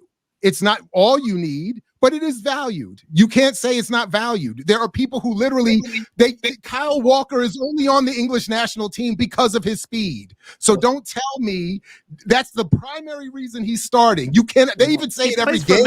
He plays for Manchester City. I didn't say, but I didn't wait a minute. I didn't say he can't play. I said the number one reason they bring up why he's on the national team for England is his speed. I didn't say he cannot play. I said it is a valuable trait. Whatever you need to be a good soccer player exists in what is a good athlete. There is nothing separating soccer from the world of athletics. It is a different set of skills. It is a different maybe application of the variables than other sports, as are other sports always different applications of different variables, all requiring an athletic capability. My point is, again, we wouldn't argue that, or maybe you would, that Germany genetically is predisposed to not producing baseball players or boxers or American football players. Why are there no dominant American football players given their dominance on the world foot? Because of emphasis, because every time they saw someone with potential athletic capability, they plugged them in with all of Germany's cultural history and resources to make them good footballers. Whereas the opposite happens in this country. And that's all that I'm saying. As I brought up last week, Spud Webb, all of those Spud Webbs and all of the Kyries and all of the shorter, my point is all of the players who are not, you will look at them and think automatically NBA superstars, they would have been encouraged to develop their athletic capabilities for soccer, and they would have seen it as a potential outlet financially. So Mutanda, when you bring up the word function, when you're talking about they don't understand how the sport functions, it's because what they're saying, what I think is you're missing is they do understand. Soccer does not function in the United States as a mechanism out of poverty the way football and basketball do. So they're not gearing culturally or any other way their children to those sports when they have a choice, when the culture, the media, the economics, the society is pushing them in another direction. If all of that were changed, as is the case elsewhere, you would absolutely see another crop, another wave of athletic of athletes pouring into the sport. Can I ask a question just quickly? What American sport would Lionel Messi or Diego Maradona like? Exactly. Which sport would they have been earmarked to within the American context? They're too small for basketball. Probably Correct. Too small for the NFL. Maybe baseball. Maybe. So it's more this idea of I think but they would still be athletes. I think this whole thing does pivot on what is an athlete. And the paradigm I'm hearing, and the reason I wanted particulars about what is an athlete, and you bring up speed, strength, ball skills, all of that different stuff. You don't necessarily need those in football to become So good. so you don't need to be an athlete to be a good footballer. So what is a good what makes you a good footballer that athletes can't evolve as a trait? What makes a good footballer primarily is your technical ability with the ball at your feet, which requires athleticism. No, but that requires athleticism. You can't be good at not that in the way that you being an defined athlete. it. I said hand-eye coordination. I said hand-eye coordination, which I count what good as is hand-eye coordination? I count that as feet. I didn't think I needed to be that specific. But if you want to be petty, as I'm often accused of, then you need foot. I was petty. You would need to develop your foot-eye coordination in the same way people here work on their hand-eye coordination. So instead of look at, have you ever watched professional race car drivers train? One of the most fascinating things from watching these Netflix documentaries is they spend hours in front of these digital walls just moving their hands to get their hand-eye coordination. If you develop that for football, or if you develop whatever those requisite techniques that you do to develop hand-eye coordination for American sports, for soccer, it would evolve in the exact same way. The reason why this is a sticking point, and I think Mutanda was getting there with his kind of Baton Rouge example, and you give wave a magic wand and all and all things being equal, you're in control. If the biases of American sports are copy and pasted onto football, the type of players that might be good technically on the ball, which is why you get Spain beating France, who have in the American context, France have better athletes than Spain. In the American context, because this is 10 years after 7-1, it happened yesterday or the day before. Brazil have better athletes than Germany in the American context. Like, they're faster, they're stronger, they have more pace, whatever it is. What happens, or what would happen, is if you use the lens of bigger, faster, stronger, you are a better athlete, however you define it. In the American context, the pool that's now expanded would still be biased towards the player who's taller, who's bigger, who's faster, who's stronger. This happens in England. This happens in France. It's no different. One of my best friends that lives in London, he was a track star, or not a track star, but he was fast. He was he was made to start on his school team because the coach thought, you're fast, so we're going to put you on the wing. He said that the better footballers were people who played futsal. They played in cages. They weren't A-team players. They were B-team players, because for English coaches, they prioritize run until it hurts. Run until you get cramps. Everything is about energy, effort, passion, desire. All of those words that Conor Gallagher and players like that exemplify. The better footballers say, I don't even want to play 11 aside, because all of the coaching in England anyway is tailored towards, just effort and running hard. It's not fun to play, meaning football. Like, they want to play, they want to have fun when they play, and kind of like the Brazilian ideal or whatever it is. If you brought those same American ideals to the sport, you wouldn't improve. Maybe the only way your argument works is if you're saying American athletes, black, white, indifferent, but in this case, black, are so superior athletically that their speed, pace, athleticism would be so much better than everybody else who's prioritized the more technical aspects of the game, because there hasn't been. That's not what I'm saying. Hold on, I thought I clarified that. Let me land, because Robert and your point, I think, well, more Robert's point has been about there's no footballing culture within the United States. Unless that culture actually changes to include a more technical. It might not be as flashy or fast or 40 times or whatever the case may be, but there has to be an emphasis on this player is skilled with the football at his feet. It would be like saying we're not playing Lamine Yamal because he's not a track star or something, but he clearly has something from a young age that he's very skilled on the ball. He's clearly athletic. Of course, but if you put him in a pool of Black American sprinters, he's not fast. If you put I don't him in know a pool that. If you put him in that same pool from day one, where his focus culturally and resource wise is to become a good sprinter, who knows? That's my point. That's exactly all that I'm saying. You all keep wanting to add this specialness to the sport that all it's doing is redirecting athletic traits and heightening certain variables and reducing emphasis on others. That's it. That's it.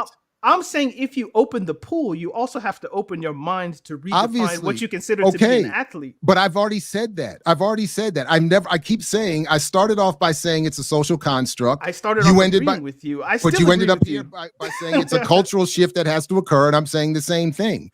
All of the things that would be redirect. I just said it with the whole combine thing. It sounds like we're arguing, I'm sure, but I feel like I agree with you, bro. But it's just there's one flip in the mind of Americans that has to just flip. Like, it's not about pace, power, speed. You can't prioritize those things. I didn't say that. You were asking me I'm for not saying traits. you said that. But you kept conflating that because you and Montanda did the same thing. You said, what are your definitions of what are your traits of an athlete? Elder, and because now I'm an elder. No. Because I included there might be an African auntie or uncle that's looking like Daniel. That's not so okay. I'm not that. I'm not. I am. There's no African auntie that's saying I'm an elder. Please. Oh, sorry. That's not happening. In my mind, I was like, my dad's watching this, and she's like, Daniel, you can't. No. And your father would be looking at me saying, he's not that old. He'd be saying, look at that young man, that young, good-looking man in his red shirt, the other one. No, what I'm saying is no. That's it. That's really all I'm saying. What I'm trying to say is that if because I believe in the social construction of it all, that whatever emphasis gets poured in to making black kids American footballers could be turned into making them world footballers. And then I'm not saying it would automatically mean that the US dominates. I'm saying it would have the same, I'm saying you would get the best athletes targeting this sport, and it would therefore elevate the quality of the game in the sport. So in the same way in Germany, I'm sure the national badminton coach is saying, I wish I got the best athletes. And the national whoever coach was saying, if I got the best athletes that keep getting sucked up by the soccer program, by the world football program, my team would be better too. It's the same thing here. Now, the reason, and I agree with what I've been looking at, Robert brought it up a little bit before, we talked about it last week. The reason Brazil has sort of been caught up by the rest of the world is not an athletic issue. It's a style of play. It's an emphasis. It's that the rest of the world got better at the game. It's and Brazil didn't keep up and got caught up in playing somebody else's style of football. It's not about, it's not that. Yeah. So that's it. That's it. All right, we good. So we're gonna go watch Argentina and the African team playing for Canada and the African national Canadian team. That it's actually a good example though, because on paper you would say the Canadians are better athletes, wouldn't you? No, I'm saying, of course, because they're all black, but they're better than the Canadians. They're better than the rest of the Canadians. Apparently. I will say so, but this is why I think this is beautiful, because I understand, like, I still think there's a slight disagreement, but that's okay. We can park that. But only in the details of it, because when you mentioned, and actually something that you said, Dr. Ball, Jared, when you were going back and forth with Daniel for a little bit, I think is very telling, because when you said initially, you listed off your traits, and then you said, well, hand-eye coordination, and both Daniel and I are like, it's football, like that, and you're like, well, of course, foot-eye coordination, but let me land here. This is these details matter only in the sense that, at least for me, like I get your argument, and there's like 99.9% of it that I agree with.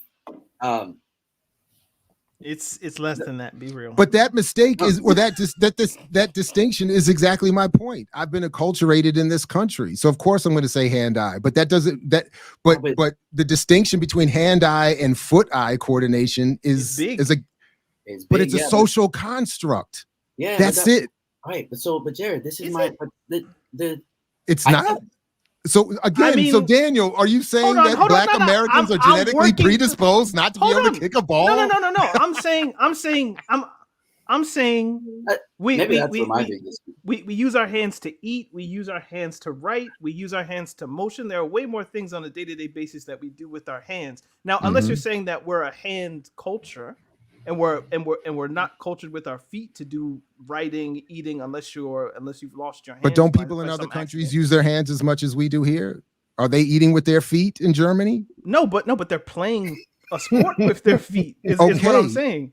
And that has been acculturated and developed at an earlier age for a longer period of time. They do not have, and that's why they're not winning track meets and basketball tournaments and American football games. That's my whole point. I'm not saying I disagree. And when's the last German heavyweight champion boxer? Schmeling? Max Schmeling? That's what I'm saying. We're 100 years ago. And they gave up. The Germans gave up. As soon as black men come in there and knock them out, they quit. They left the track. They left the boxing ring. As soon as Ghana knocks them out of the World Cup, they probably go quit soccer too. Someone asked if I play sports. So I played basketball like in school. No, that's all good. I'm gonna let me ask Daniel and Wutanda a question, which is, it is a what if question, but do you collectively believe that the NFL has had a negative impact on this sport? In other words, but for the NFL, there would be a radically different set of athletes playing this sport in the United States. Short answer is yes. I can't stand gridiron football. So I track you there. My more than likely is my answer. I can't say anything for sure because you set it up as a what if question, but yeah, probably. Yeah. The point of, because to your point, Tyreek Hill, Odell Beckham, and all of those folks, you wouldn't look at them and think NFL. You might think you'd look at them on the street and think more football, world football. Tyreek Hill. But see, this almost goes to my point from before, though. Unless you're trying to just eradicate the NFL, which maybe is a position that should be adopted based on CTE and different things. There are already sports allocated for particular people that they already excel in. Does Tyreek Hill, as that TikTok video suggested, does he need to play right back? Or should he just be making millions for the Miami Dolphins? Like, you don't have to take Tyreek Hill or Odell Beckham. It's who pursued football at the cost of their own health and risk and didn't receive the monetary benefits or societal benefits of making it to the NFL. You can. But Daniel, the only reason the white man in that sorry, my bad. Go ahead, finish. No. I was just gonna say you could say the same about the NBA. Like, does Dwayne Wade need to become a center back? Does Dennis Rodman need to become a center back? They were successful NBA athletes. No, but that's not the question. The reason the white boy brings that up on TikTok is because this is why I can't root for the national team of this country, is because he doesn't care about the sport. He wants another notch on the USA belt. He just wants another white man, America, USA first victory. And they're happy to use black people as fodder for that. So it does speak to Robert's point that yes, if you want the best athletes in this country on the soccer pitch, you will be drawing from the well that populates the NBA and the NFL, because those kids at a much earlier age, Daniel, would have been focused on soccer. You're not pursuing people who have made the NFL or have made the NBA. I feel like this is my main difference. You're pursuing people who thought they would make it but didn't because of XYZ factors. You were a tweener. You weren't big enough to be a point guard or a shooting guard. You weren't fast enough to get drafted into the NFL. You might even be an example of this. You said that you lifted weights and ran 40s and all of that because a coach told you there's no future in football. This is where our points agree, is that because the football isn't incentivized and football and basketball are, you were pulled out of maybe a sport you liked more in football and No, told to. I'm not a perfect example, and I was going to fail. I was not going anywhere in any of the sports. No, but the point, I'm just I saying get you. Yeah. I'm just saying that your example is one that's mhm. spread across any high school, any middle school across the country. There are obviously people in American football and basketball who are trying to find who's some next good athlete that I can put out here and jam their heads together and have them have, brain whatever. So my point is there does need to be, if you're to Robert's point, if you're trying to fix or ameliorate or do something better with football, there has to be an emphasis on getting athletes, Black American athletes, who are talented but who aren't already necessarily earmarked for success in the NFL or the NBA. Yes. So and that's all I was saying. The point for me calling out Dwayne Wade is to talk about the pool from which he comes. That's my point. I've been making that point the whole time. It's not that it's not that people are looking, it's where they're looking. They're already looking at people who have made it in the NBA saying, oh, if we could just make this NBA player a footballer, that would solve our problems. No, that's I'm not arguing that. And it would be like saying Hakeem Olajuwon should have stayed a footballer instead of going to the NBA. Bro, you 7 foot. If you don't go out there and make some damn free throws and shit, like, what are you doing here trying to play football? There's already a sport for you. No, but that's the point. But the only real reason you're saying there's a sport for him is because the political, economic, the geopolitical economic situation of the world has to change in order to get the outcome that we want. And that's my only point. But it doesn't mean that Olajuwon wouldn't have been necessarily as good on the soccer pitch as anybody else. This is where we get to Matanda's point, though, where football does differ. There is a reason why. Well, I don't know. He seemed to have been a good player. I don't know to what. But I don't know to what extent he would have been an exception to the rule or not. I don't know. But maybe not. Okay, fine. Okay. No, it's played out by that 95% of the world has football as its favorite sport. America isn't the only place that creates 7-footers. Why don't we see 7-footers on the pitch? Because they don't work. Clearly, somebody's tried it. We don't know who, but somebody's tried it. It just doesn't work. The tallest outfield player I can think of is But at Peter this point, Crouch. But at this point, 7-footers aren't even playing that much in the NBA. And when they are, they're not even centers anymore. They're more athletic and more skilled. So even the NBA is getting shorter. Yeah. So but relatively. Relatively. You know who? If the shortest person on the court is 6'2" or 6'3", that's not really small. Do you know relative? Jared, do you know who? And Robert and Daniel. I think Daniel knows. We kind of spoke about this earlier. Do you know who DeMarcus Beasley is? Sure. Okay. So I think I understand everybody's point, so I'm not even trying to get into all the debate. But this is what Daniel said, and when you posted about Olajuwon, that spoke again, which I think is much maybe more like what you're talking about, Jared. Essentially, is larger than what I thought the debate was. And that's what confused me. So apologies for that. But my central point has always been, and the Olajuwon article you put in proves it, which is that, like, to the extent that I thought you were saying this, which now you said you were not, fair enough.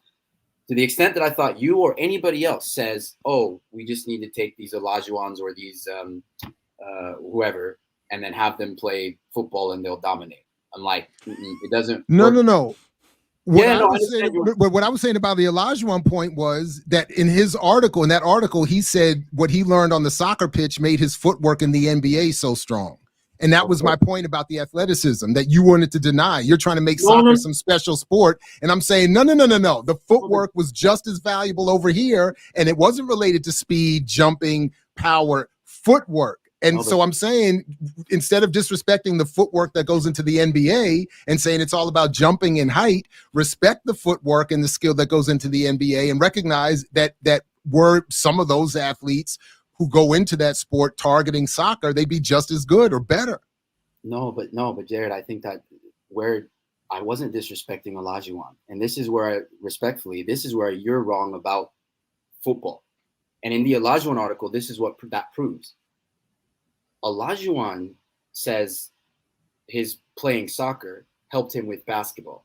Footwork, specifically. That's what I'm talking about. Footwork. Yes, the athleticism. Right. But what's crucial in there is he pivoted from football, right?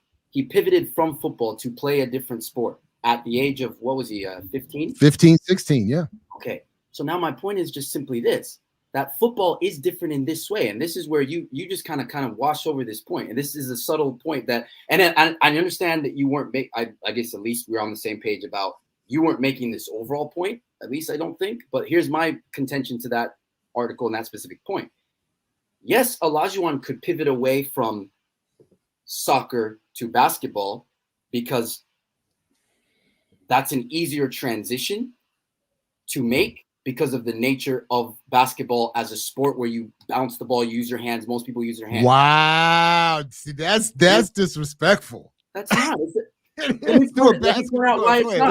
There are no reverse examples of somebody just picking up football at 15 and becoming a great footballer. Thank you. And this is my point, Jared, is the reverse. Wait, when would Hakeem is arguably the greatest center of all time. Wait, but look at the reasons for that, because the most powerful empire in the history of the world opened up an opportunity for him to make money playing basketball. The reverse is not happening, where in this country, black athletes are being encouraged to look at themselves playing soccer. So we don't know. We don't know that the reverse could never happen.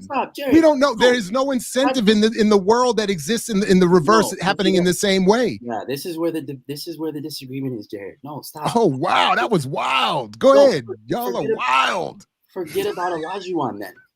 Forget about Olajuwon. In this country, yes, Daniel asked the question that I was going to ask. Show me a situation where someone is playing, let's say basketball. They're playing basketball until the age of 15. Then they can cross over and play football at a top level.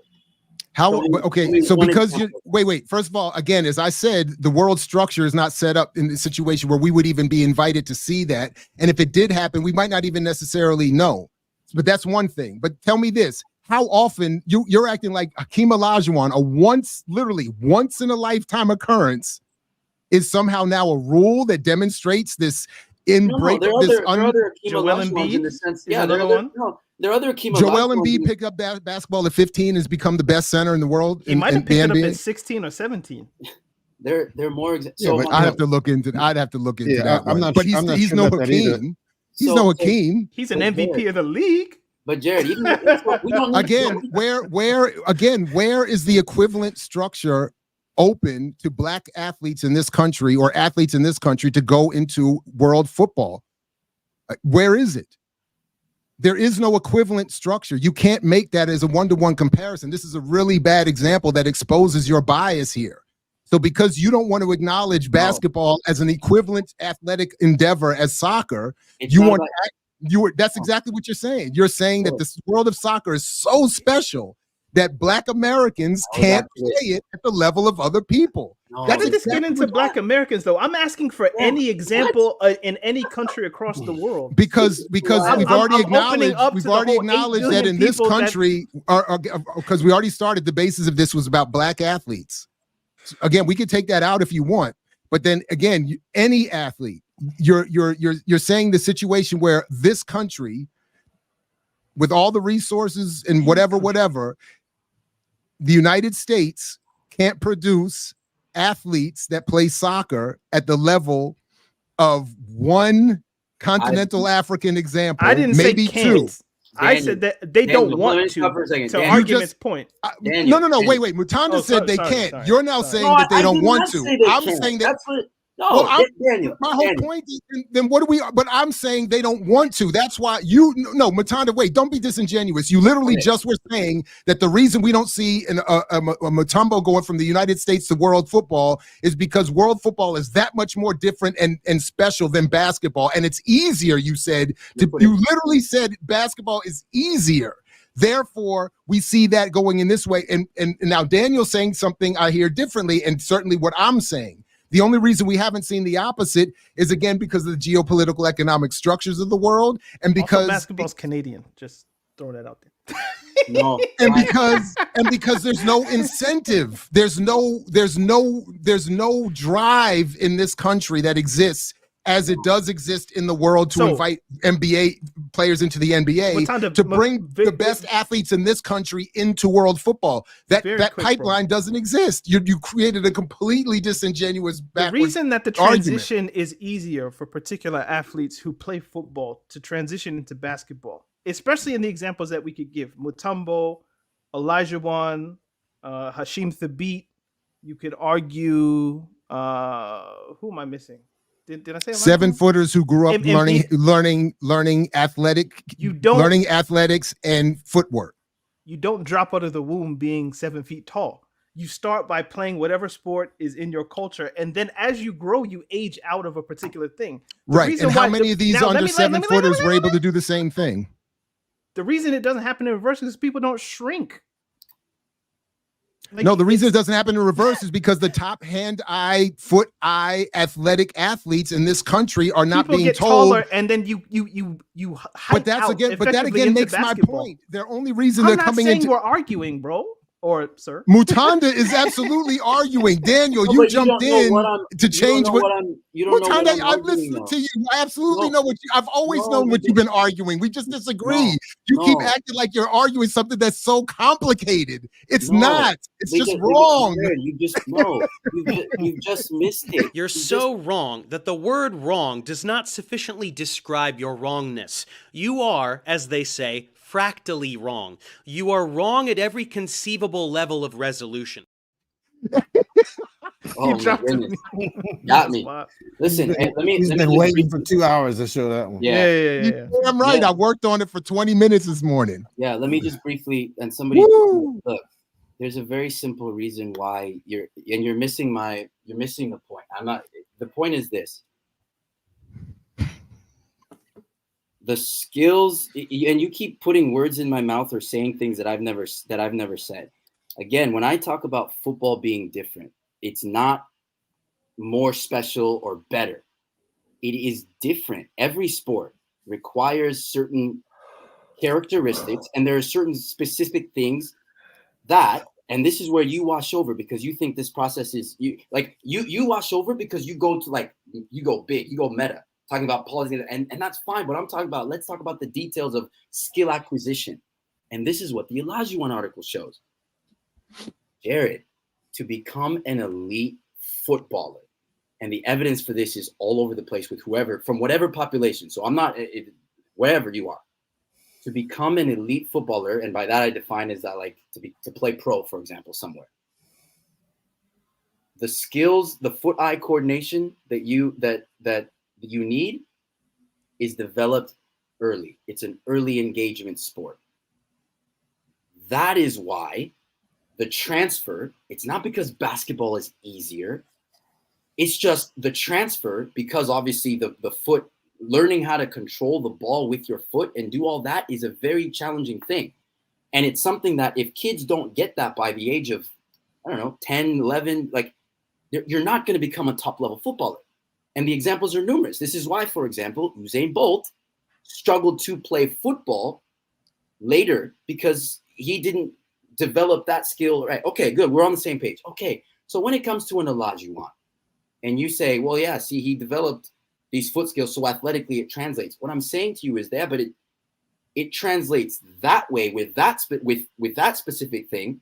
But the reverse, in terms of a basketball player, somebody who was playing basketball at the and didn't play soccer really until the age of a 15, 16-year-old, that person cannot go and play elite level football. And the examples for that are numerous. And the examples for that Are they though? I don't think they're numerous at all.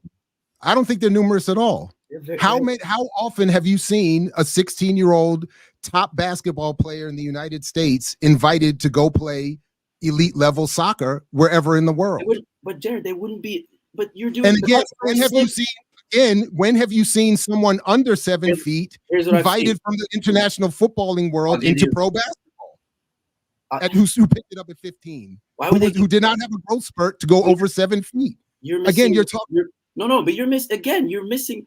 Have I not made Daniel, what do you understand my point to be here? Because I feel like you Wait a minute. First of all, we got to start wrapping up. I don't have time to Daniel I don't need Daniel to explain to me what I already understand about your argument. We just disagree. I don't disagree with you because I don't understand, Mutanda. You just have to understand. I understand exactly what you're saying. No, Jared, can you guys do me a favor? So, Jared, what is Mutanda saying? Mutanda is saying that soccer is as he said already, is a harder sport to pick up. Therefore, you already said this, so I don't need you. Just said it again differently. Sport. You just said it early engagement sport. What? You just cleaned it up. Initially, you said you said basketball is easier. You literally said that. And then you just cleaned it up and said the exact same thing with fancier language, because you said basketball players can't develop a footwork that would translate to their ability to picking up soccer at an elite level, because the footwork is more complicated playing foot football. Again, you're not making a complicated argument, you're making a flawed one. That's what I keep trying to tell you. So what I'm saying is there's no evidence, because there's no structural inducement to invite top level basketball players to pick up world football. It just doesn't exist. And you cannot identify anyone under 7 feet who picked up basketball at 15 and became a dominant NBA player. Now, and you really can only pick one that did it over 50. Hold on, let me add. Giannis is what? Are you not going to say he's what? Because he's 6'11" and not 7 feet. I don't know how tall he is. Now. I'm just saying, is he? And you saying he didn't pick up a basketball till he was 15? I don't know. I don't believe that. Here's the. I don't believe that. And his brother's only in the league out of nepotism, so his brother don't count. Yeah, just like Bronny James, and just like Bronny. Yeah. But here's the rub, which is going in some sense reinforcing what Jared is saying. Again, going to this subset of talent in the context of basketball, there are no players who are world-class elite guards in basketball that picked up basketball at the age of 15 or 16. Yeah. It's a good point. That kind of skill set only happens when you start playing that game. It's an early adoption sport. It's an early adoption sport, just like football. And tennis, I don't disagree with that. And swimming. But Mutanda is the one saying it's some different spectacle. It's some elite, special, exceptional sport that doesn't require athleticism. It doesn't require even, you have to pick it up before in the womb. I was only charged to find somebody under 7 feet to the comments. I know I got to stay out the comments, but I did. Objectively, 15, I found someone under. Listen. We're about to wind up. We're about to wind up at 15. Yeah, go ahead. We're about to wind up. Give me your predictions for the game tomorrow with England, and give me the predictions for the Copa America. England's probably going to get lucky and end up in the finals and piss me off. I can't. I don't know. And Colombia is going to win Copa America. You think they'll beat Argentina? I do. And I think they're going to beat them handily. And I think that their racist, horrific goalkeeper in Argentina is going to have a bad night. I hope that's true. I hope that's what I'm going for. Words. Hey, God is usually listening to me. So we're so like this. So you think it's that Spain will beat England in the Euros? I hope they do. They should, but I think no. But what I'm saying is they'll outplay them. Somehow it'll be 0-0 or 1-1, and then it'll be another Bellingham over the head kick in the 97th minute, or it's going to be something crazy. It's going to be something, because England shouldn't be there. Spain has really looked good. Yeah. So I just. Last question. Did you guys see the Uruguay-Brazil game? Yes. I was like, I don't know how you feel about it, but I was just sad after that game. I mean, Brazil has fallen so damn far that it's just hard to grasp. It's just amazing how bad they were. They look like shit. It's unbelievable. Yeah, which is not to say that Uruguay looked that much better, but I mean, it was just like, so bad. The fact that they had 20 minutes of a man advantage and couldn't do anything, It's that's like bad. And Nunez, who never seems to score for Liverpool, he's breaking my daughter's heart every week, is somehow looking like a real player all of a sudden. So Yeah, he's, you know, I don't know. It's weird. But all right, fellas, everybody good? We good? I had a great time. I really did. I love our gatherings. I don't know. So big shout out to you're not good. Daniel's not official. I don't know. I don't think I like where that ended. If I'm really honest. Well, come on, man. Where you want how you want to end it in a better place? Can we end it? I don't in think a I better can place? because it would just turn Okay. into another hour. But I don't All right. think put it this way. I don't think my phone is going to be silent at this point. I feel like you guys have just this feels like halftime rather than it's. I have nothing to add. I have nothing to add. We're good. I think we know where the at least I do where the differences are, and we're gonna. I'll say this: the only thing the way I would round it up, and this is not me just trying to take a cheap shot. This is just the reality of it. I think the picture is different, and potentially people would make different. Not just necessarily different arguments, but they would. I think they would hear people different if they were in it a different way in terms of actually teaching the sport. Because then, Jared, and now I'm speaking directly to you. Then you wouldn't accuse me of some of the things that you just did in this last bit, which I never said that you added, right? And then you can honestly hear me. Hold on, let me land, and then I'll be done. I promise. Then you can honestly hear me when I said for I don't know how many times, I am not. You keep doing this like, oh, Mutanda thinks football is this special thing that. No, I'm just pointing out that like every sport, what I've just pointed out is, like every sport has its particular things that usually are picked up at a certain age, and there's studies on this. So there are people who've written anyway. There are things that we know to be true about football, and the evidence is world football. It's everywhere, and it's here in the U.S. as well. About how kids learn to play the sport, right? And that part is where I'm bringing forth much of what I'm saying. Now, if you want to, and again, that's why when it comes to transfer of learning and all that, again, the evidence is there, but all the extra stuff that you added there doesn't need to be and was never something that I said. So I never said basketball is easier. You literally said that. Yeah, but that's okay. I'm glad you can clarify because that's absolutely what you said, and that's why I responded that way. Just like Jared, but you know what? That's disingenuous. But that's okay. That's why it's not disingenuous. You said it, Mutanda. But if I misheard you, okay. And I'm glad you could clarify. Thank you. I'm glad I clarified. But that's like me clinging on to something that you had said that you were like, well, but I never said, and I did this, not, and the other. Which again, but it just happened though. But because you just said Olajuwon could transfer because it's easier to go from soccer to basketball because the footwork is more complicated and you pick it up earlier, as if basketball footwork is not something you have to start picking up at an early age. No, and then you ignored everything else as to why Olajuwon would be. And you said easier. You literally said the word easier. You're not here even in your summation, Jared. Let me. I'll be blunt. You speak like someone who is not a soccer coach, and I get that. I'm not. You're right. Okay, and the only reason I say that is because I'm talking about. I agree with so much that you've said, everybody here, but the little nuances that you miss, you tend to, and what you've done, and even in this last interaction, you blow right past those little nuances. What nuance did I miss? What name one nuance I've missed, and then also tell me what about being a soccer coach makes you an expert in basketball? Because Jared, even in this part, the nuance that you missed, even in this last part, when you talk about what I said vis-a-vis footwork in soccer, I was right, and basketball. Okay, I'm talking about when I talk about Olajuwon and the transfer.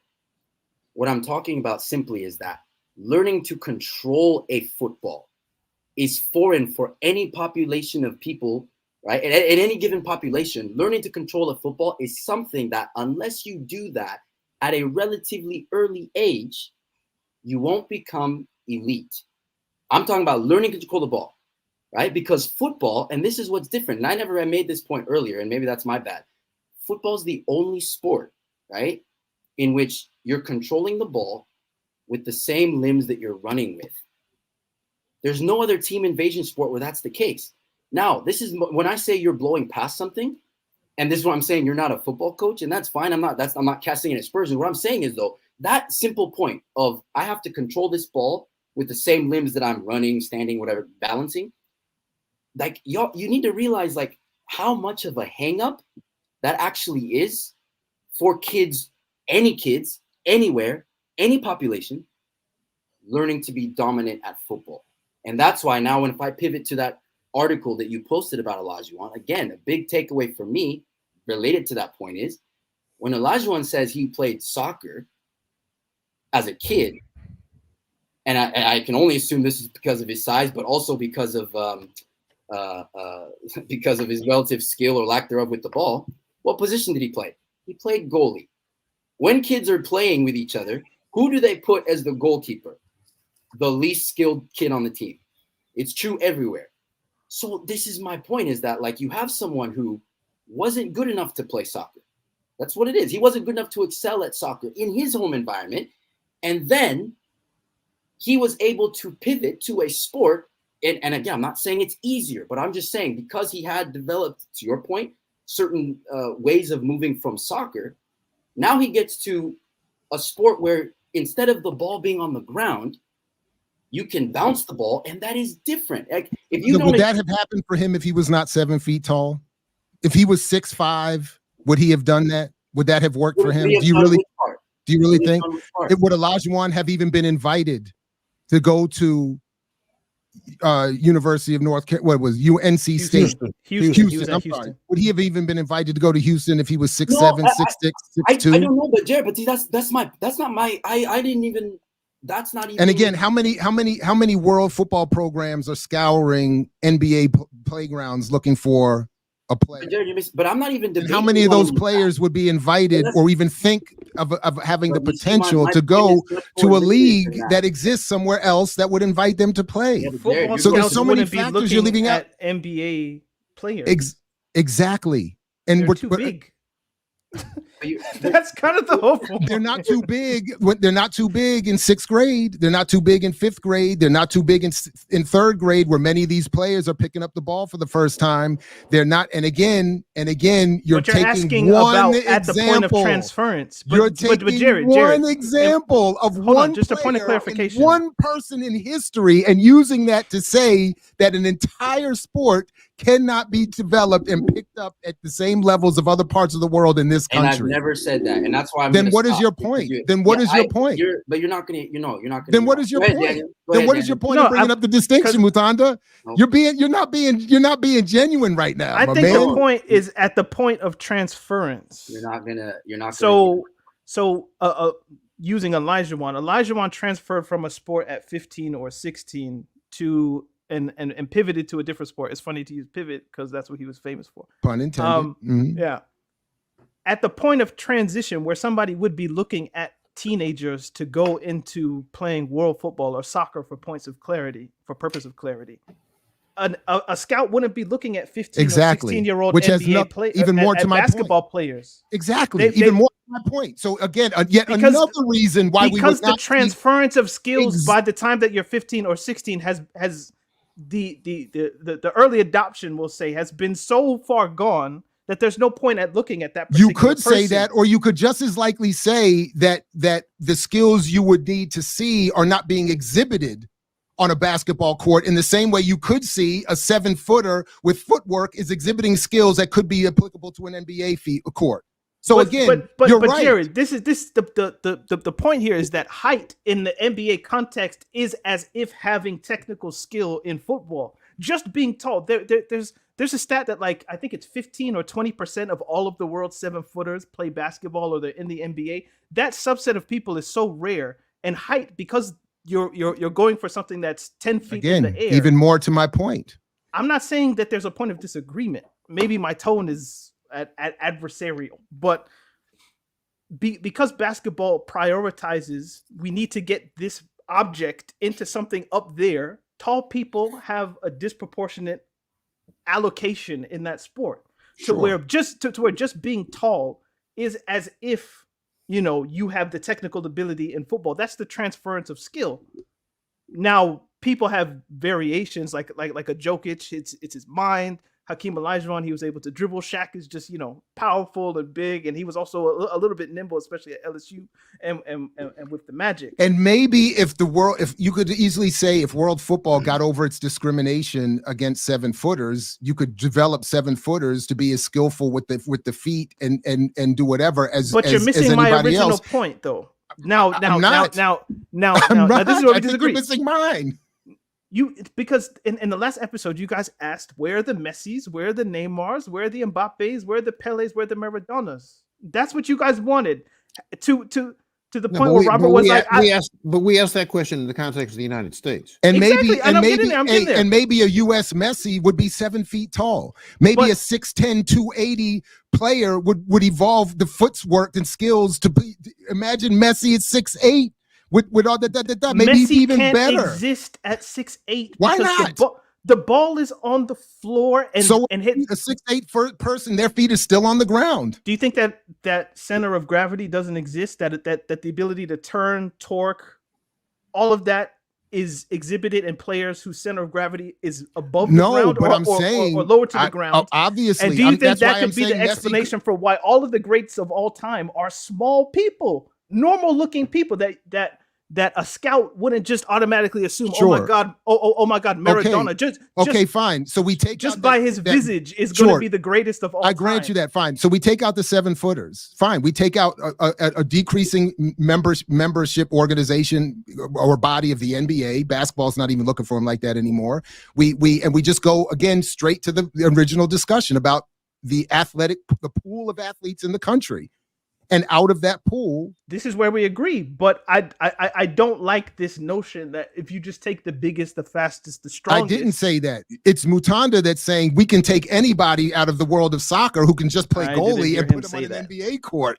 I didn't hear him say that. Because it's easier and it requires a less involved skill set. He's just been saying it. All right, my man. Right. But you're coming across as super defensive, and I don't understand why. Because again, even Daniel just said, I don't know if you heard him, but he didn't hear me say that. And I didn't say that. So again, you can have, it's your platform. Oh, wait, Daniel didn't hear you say that it's easier to pick up the footwork in basketball than soccer. Oh, you didn't Just because I didn't hear it doesn't mean it wasn't said. Right. But you definitely said it. I'm not worried about Daniel not hearing it. But that's okay. If you didn't say, okay. But again, I'll take that off the table. You continue to make arguments that I am not making. And even in this interaction with Daniel, you refuse to the issue. What am I refusing to concede? No, but the problem though, Jared, is even in a statement like you said, right? Then, and if you didn't say this, then I'll stop. But you even said you could train a 7-footer to do why couldn't there be I said, how do you know we can't? You said imagine Messi at 6'8". Yeah, I said, how do you know? What I said was, my point how is, come the world has never produced that, though, Jared? Again, I grant you that. In countries that care about the sport, which is 95%. First of all, most Latin. Wait a minute. First of all, most Latin American countries don't produce 6'8" people to begin with. So let's just take that. Most African countries, not all, because they're significant, and I've been to a few of them that got. Most people around the world outside of the United States are not as tall as people in the United States. What? Netherlands are the tallest people on the planet. He said most people. I said most. You went and grabbed the Netherlands. No. What is it, like a pocket of Europe? I said most. Let me land though. Most. Go ahead. How come we don't see that height translated in the Netherlands national team, except for center back? And even Virgil van Dijk is 6'3". How come we don't have a Cruyff? Look, first of all, how come we don't get a 6'8" Dan Baston or a 6'8"? I don't know. I don't know. I grant you that. All I'm saying is you can't tell me that automatically people who would grow to a certain height can't be trained to be as good on the pitch as you would.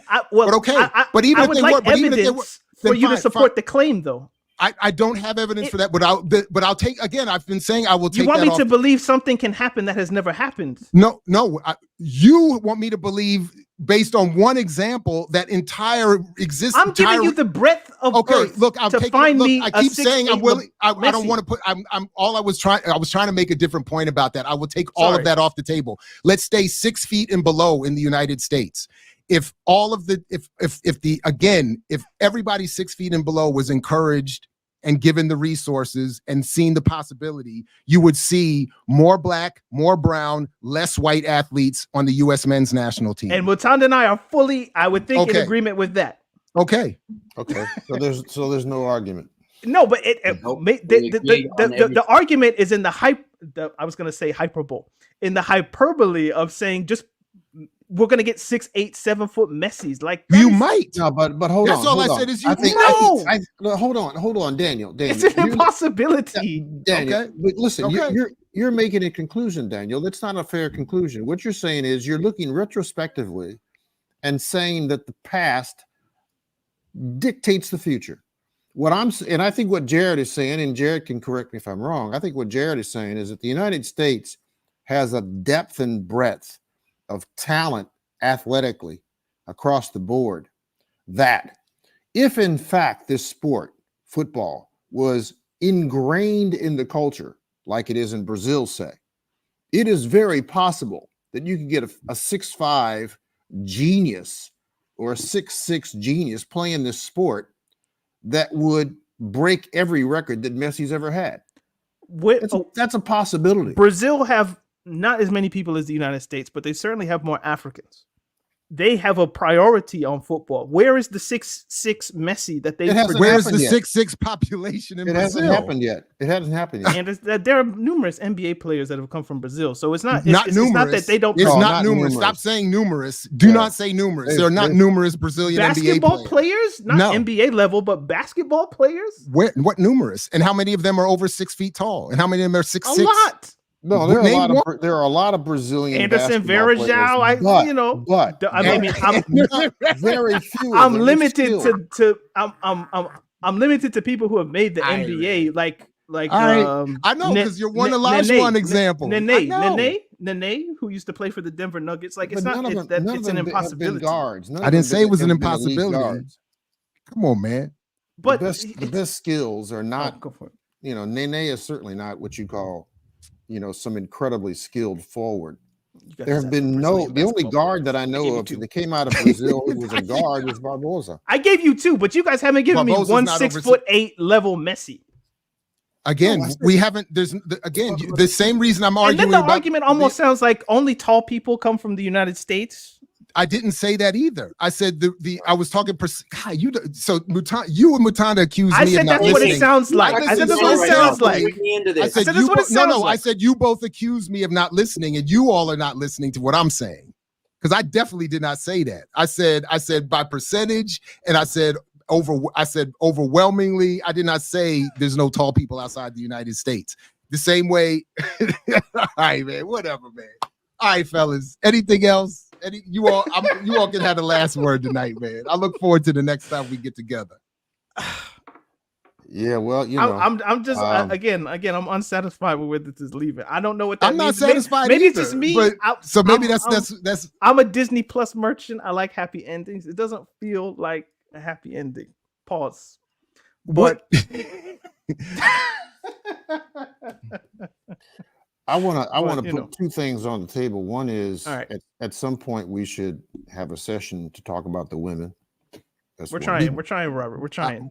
And then there's 23 Brazilian players in the NBA right now. Wow. No, there's not. No, that's no way. There's 23. That's nonsense. You Cruise Stoic, you need to send a link with or all time. Overall time. Overall time. Oh, that's another story. That might check out. It's and how many of them are over 6'6"? Probably because Barbosa's not. Barbosa's not. Probably the majority of them are above 6. But even still, even in countries that really, really, really care about football, that have populations of people who might be tall, the subset of great ones that we look at are always under 6 feet tall. Now, This is not saying that Black America doesn't have those people. I run into them every day. If they were trained to play football, one of them, multiple of them, would just pop out of the woodwork, and maybe maybe they could be. The amount of people born in the world who pick up a basketball at 15 and make it to the top level of the NBA is at least as small as the group that you're talking about.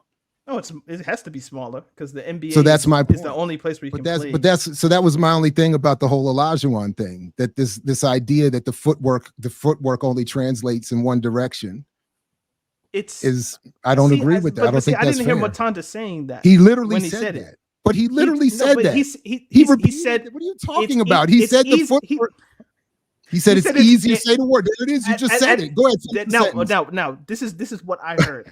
At the point of transference, where one is going from football to basketball, the skills that football have are more easily transferable to basketball than the inverse.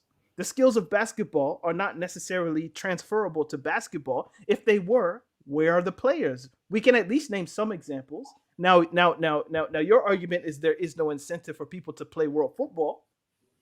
I don't know if that's true. One example. You only really have one example. I had Joel Embiid. I had Olajuwon. I had Hashim Thabit. I had probably Emeka Okafor. I could go through all the Nigerians. Because the initial standard was become an elite player. Embiid, maybe, and I don't know when he picked up the ball. He's an MVP. 15-16. From Cameroon, I believe. And I don't know when he picked up the ball. And I don't know. And again, whoever else you named would still not address the issue that the incentive to have the pipeline go in reverse does not exist at all. In the United States, 100%. That's what I said, in reverse. Okay. Which would require players in the United States being invited or thinking it even a possibility to go play another professional sport in another league in another country. It just is not, it doesn't exist. So to use that as an example to draw this distinction, this non-socially constructed distinction between basketball and world football is a mistake.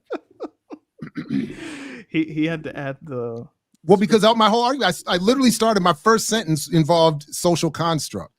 When I started this whole thing, I was saying I believe everything, almost really everything, is a social construct, including what populations become members of Wall Street, Hollywood, or world footballers. All right. That's a good point to end it. All right, everybody. Peace if you're willing to fight for it. What's our next one, though? Like, what do I need to be studying? I don't know. Okay. We're not going to come. We're probably going to have to come back to this. No. Well, if you guys want to, fine. But I think we should leave this one alone. I bet it comes back anyway. I bet it's going to come back anyway. Yeah. So depends on how petty. It depends on how petty any one of us want to be, but that's okay. No, I appreciate you. Okay. You didn't feel like naming. All right, man. I get it. Yeah. All right, catch you next time. Thank you so Peace much. if you're willing to fight for it, as Fred Hampton used to say.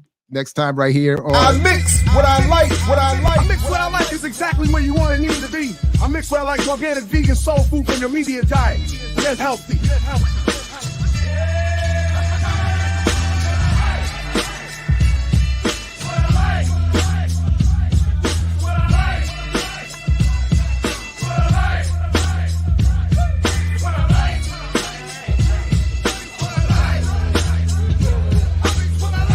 I mix what I like.